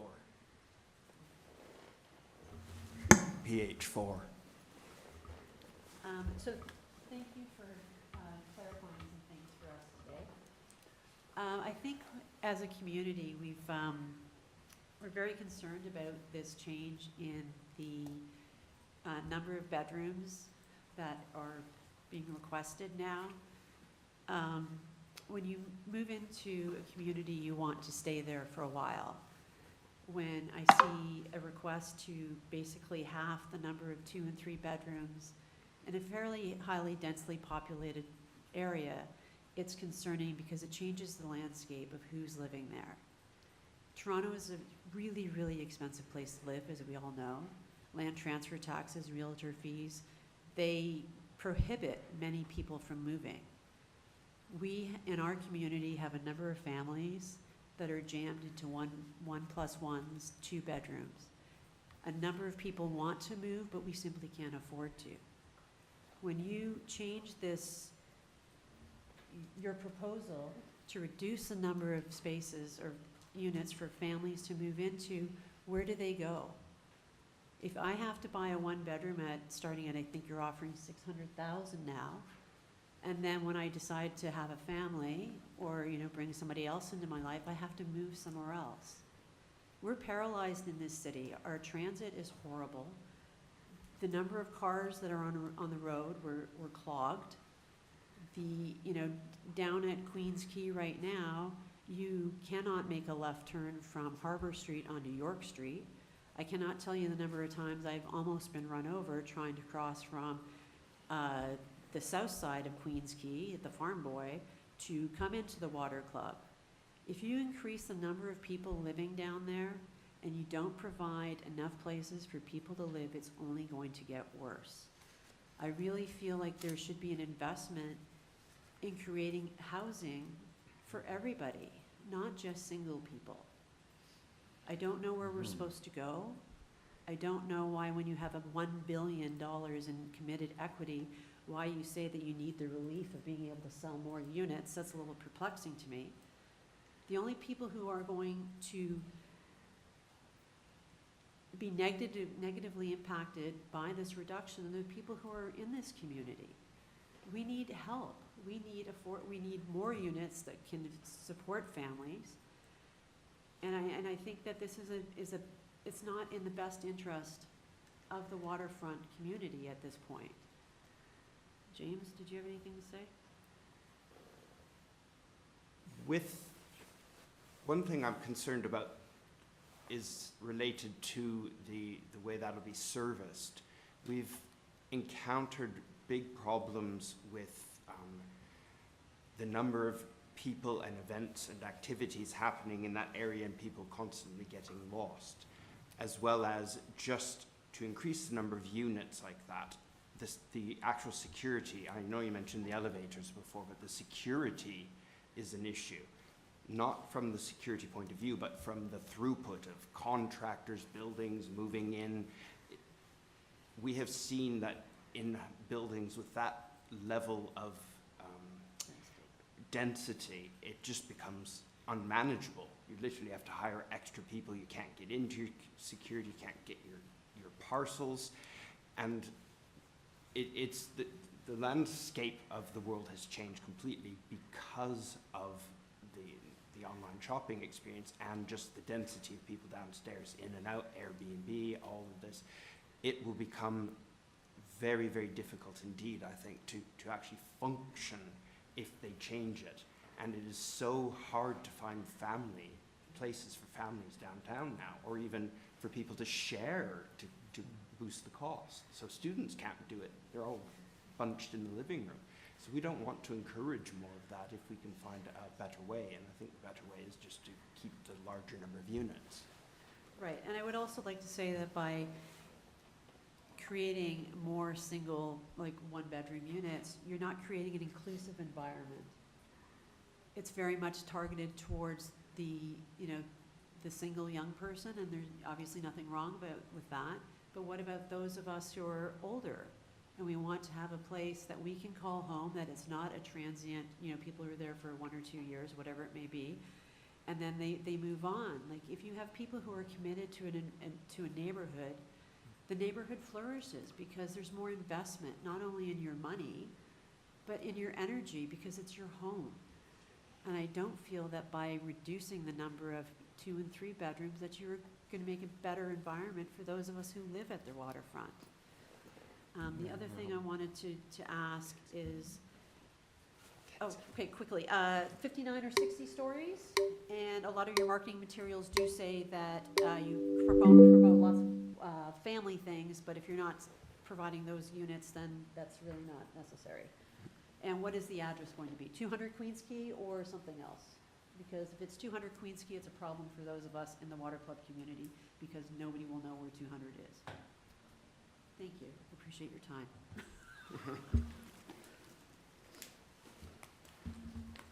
All right, are there further persons online if there's no one else physically present? Through the chair, there are other speakers online, right? All right. Oh, right.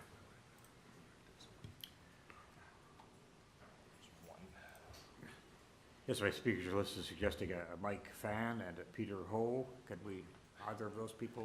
Right, through you, the chair, we do have Mike Fan online. Just bear with me 1 second. Yep. Nothing to add here, but thank you. Mike, can you please reinstate your address, phone number, and name, please? Mike, you have been unmuted, so go ahead, please. Oh, sorry. Hello, Mike, are you still with us?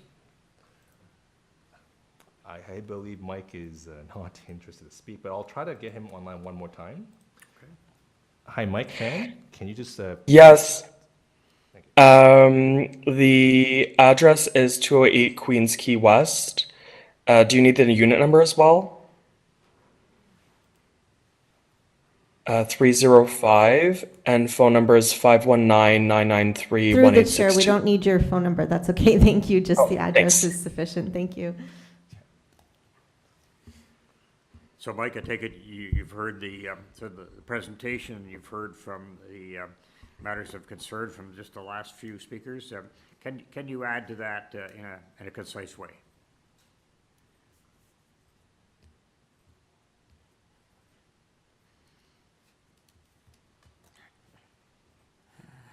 Mike, is your mic on?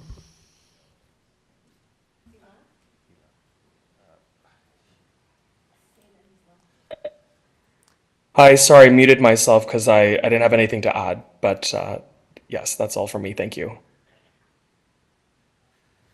All right, well... And through the chair, there were other speakers. However, through multiple attempts by email and phone numbers, phone calls, I mean, we were not able to reach out to them.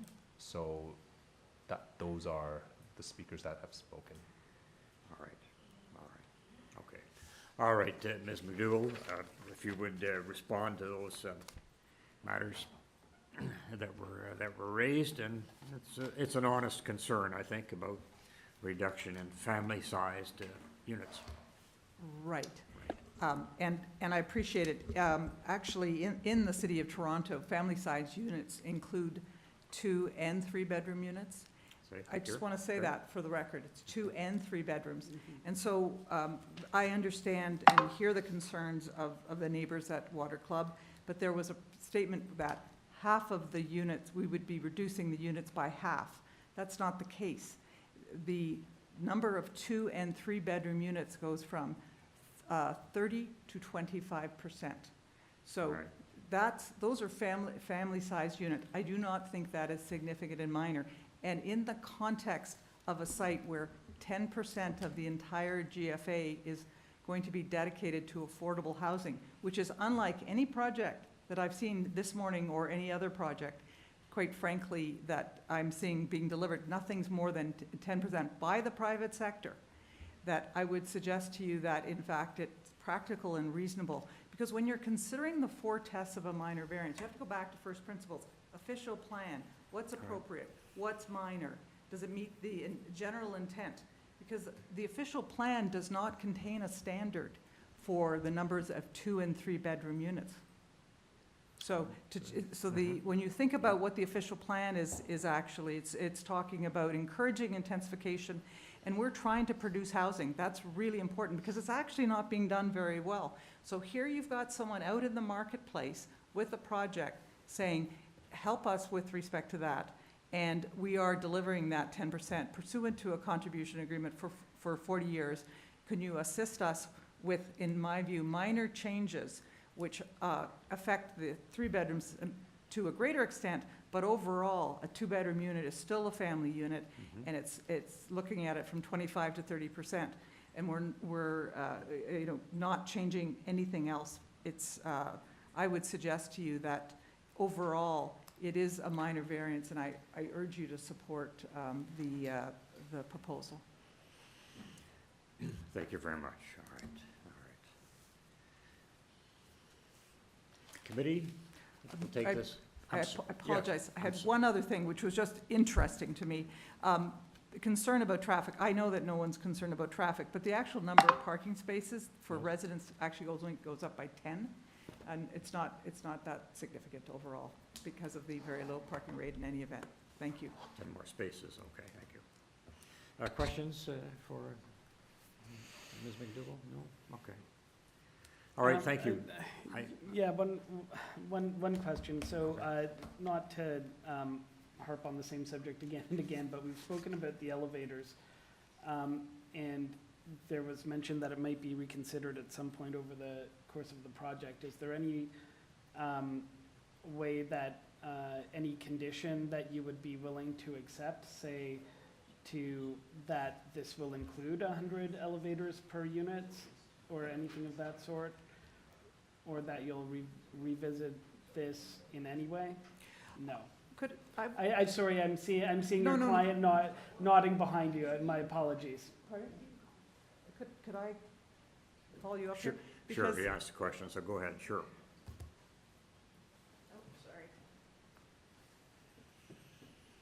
I would say no to that condition, only because we do a good job of reviewing it with our elevator consultant, with our team, and through the permit process, and that gets taken into consideration both through the site plan process and the building code. Okay. So I think that item, to put a condition on it, isn't necessary at this point. Okay, thank you. Thanks. So just taking it into committee, members, there is a community planning staff report, and they're supportive of the project, and they're of the planners of the opinion that those 4 individual tests are met here. So I just wanted to point that out. Any further comments? Yes. I mean, one of the tests is the appropriate development Yes. of the area. Yes. And City Council has been pushing consistently for more family-based, family-sized units, both 2 and 3 bedroom, in new developments. And I really take the point of the other speakers that this does, this was something that Council was trying to do. So I'm a little reluctant about this one myself, but I can understand that, in general, with the support of planning, it might be, but for myself, I have some concerns about it. Fair enough. Yes. So my read of the planning report, because it focuses so much on talking about the affordable housing being maintained and delivered, reading between the lines, I think that's why planning supports it, is because they want that important aspect of the project to be delivered. And so I am actually on the fence on this one, because I do think the variances are not necessarily in and of themselves the best what to me is appropriate for the development of that land. But on the other hand, I think we do have to recognize that there is a market reality as well, and so would it be appropriate for this tower not to go forward at all because we're being overly stringent on that? I also have a concern on, so I sort of see it both ways. Yeah. Yes, anything else?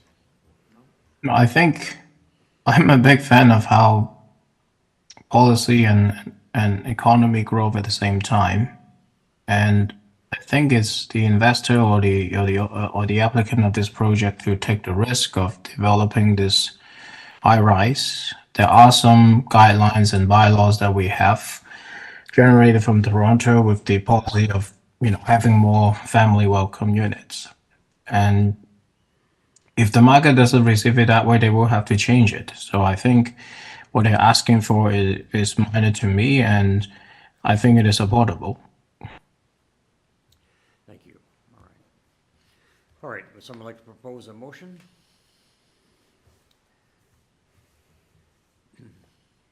If not, I will. I think it's a minor variance here. Staff is supportive, and we've got provision for affordable housing. So I don't see any conditions that are being added, so I will move approval of the minor variances sought for 200 Queens Quay West.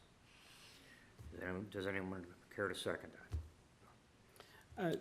Mr. Chair, Yeah. just before we vote, would the two of you who are moving and seconding be agreeable to me asking the minutes to read that we urge, just a for the record, that we urge them to consider the appropriate number of elevators for their unit mix? Just to beat my dead horse, just for the record. Aaron, what you're. Oh, I'm sorry, yes, but it's not just the number, but also the specification, because I'm an architect and I know that Capacity rather too. than number. The capacity, appropriate that's right. capacity. Maybe a little bit bigger can be helpful than having another new core in the middle, so. Yeah. Right. Through the chair, we can add that as a for the record note in the minutes. Ms. McDougall, you okay? Huh? All right. Okay. All right. My amended application then to approve with minutes to speak to the issue of, I guess, capacity and number of elevators in this unit. But I move, sorry, so I do move approval of the variance application. Is there anyone who wishes to support that? I will second you. Thank you, Aaron. All right, all in favor of the motion to approve? Okay. All right. One And dissent? through the chair, Mr. Reed dissents. Yes, noted, thank you. The application is approved, thank you.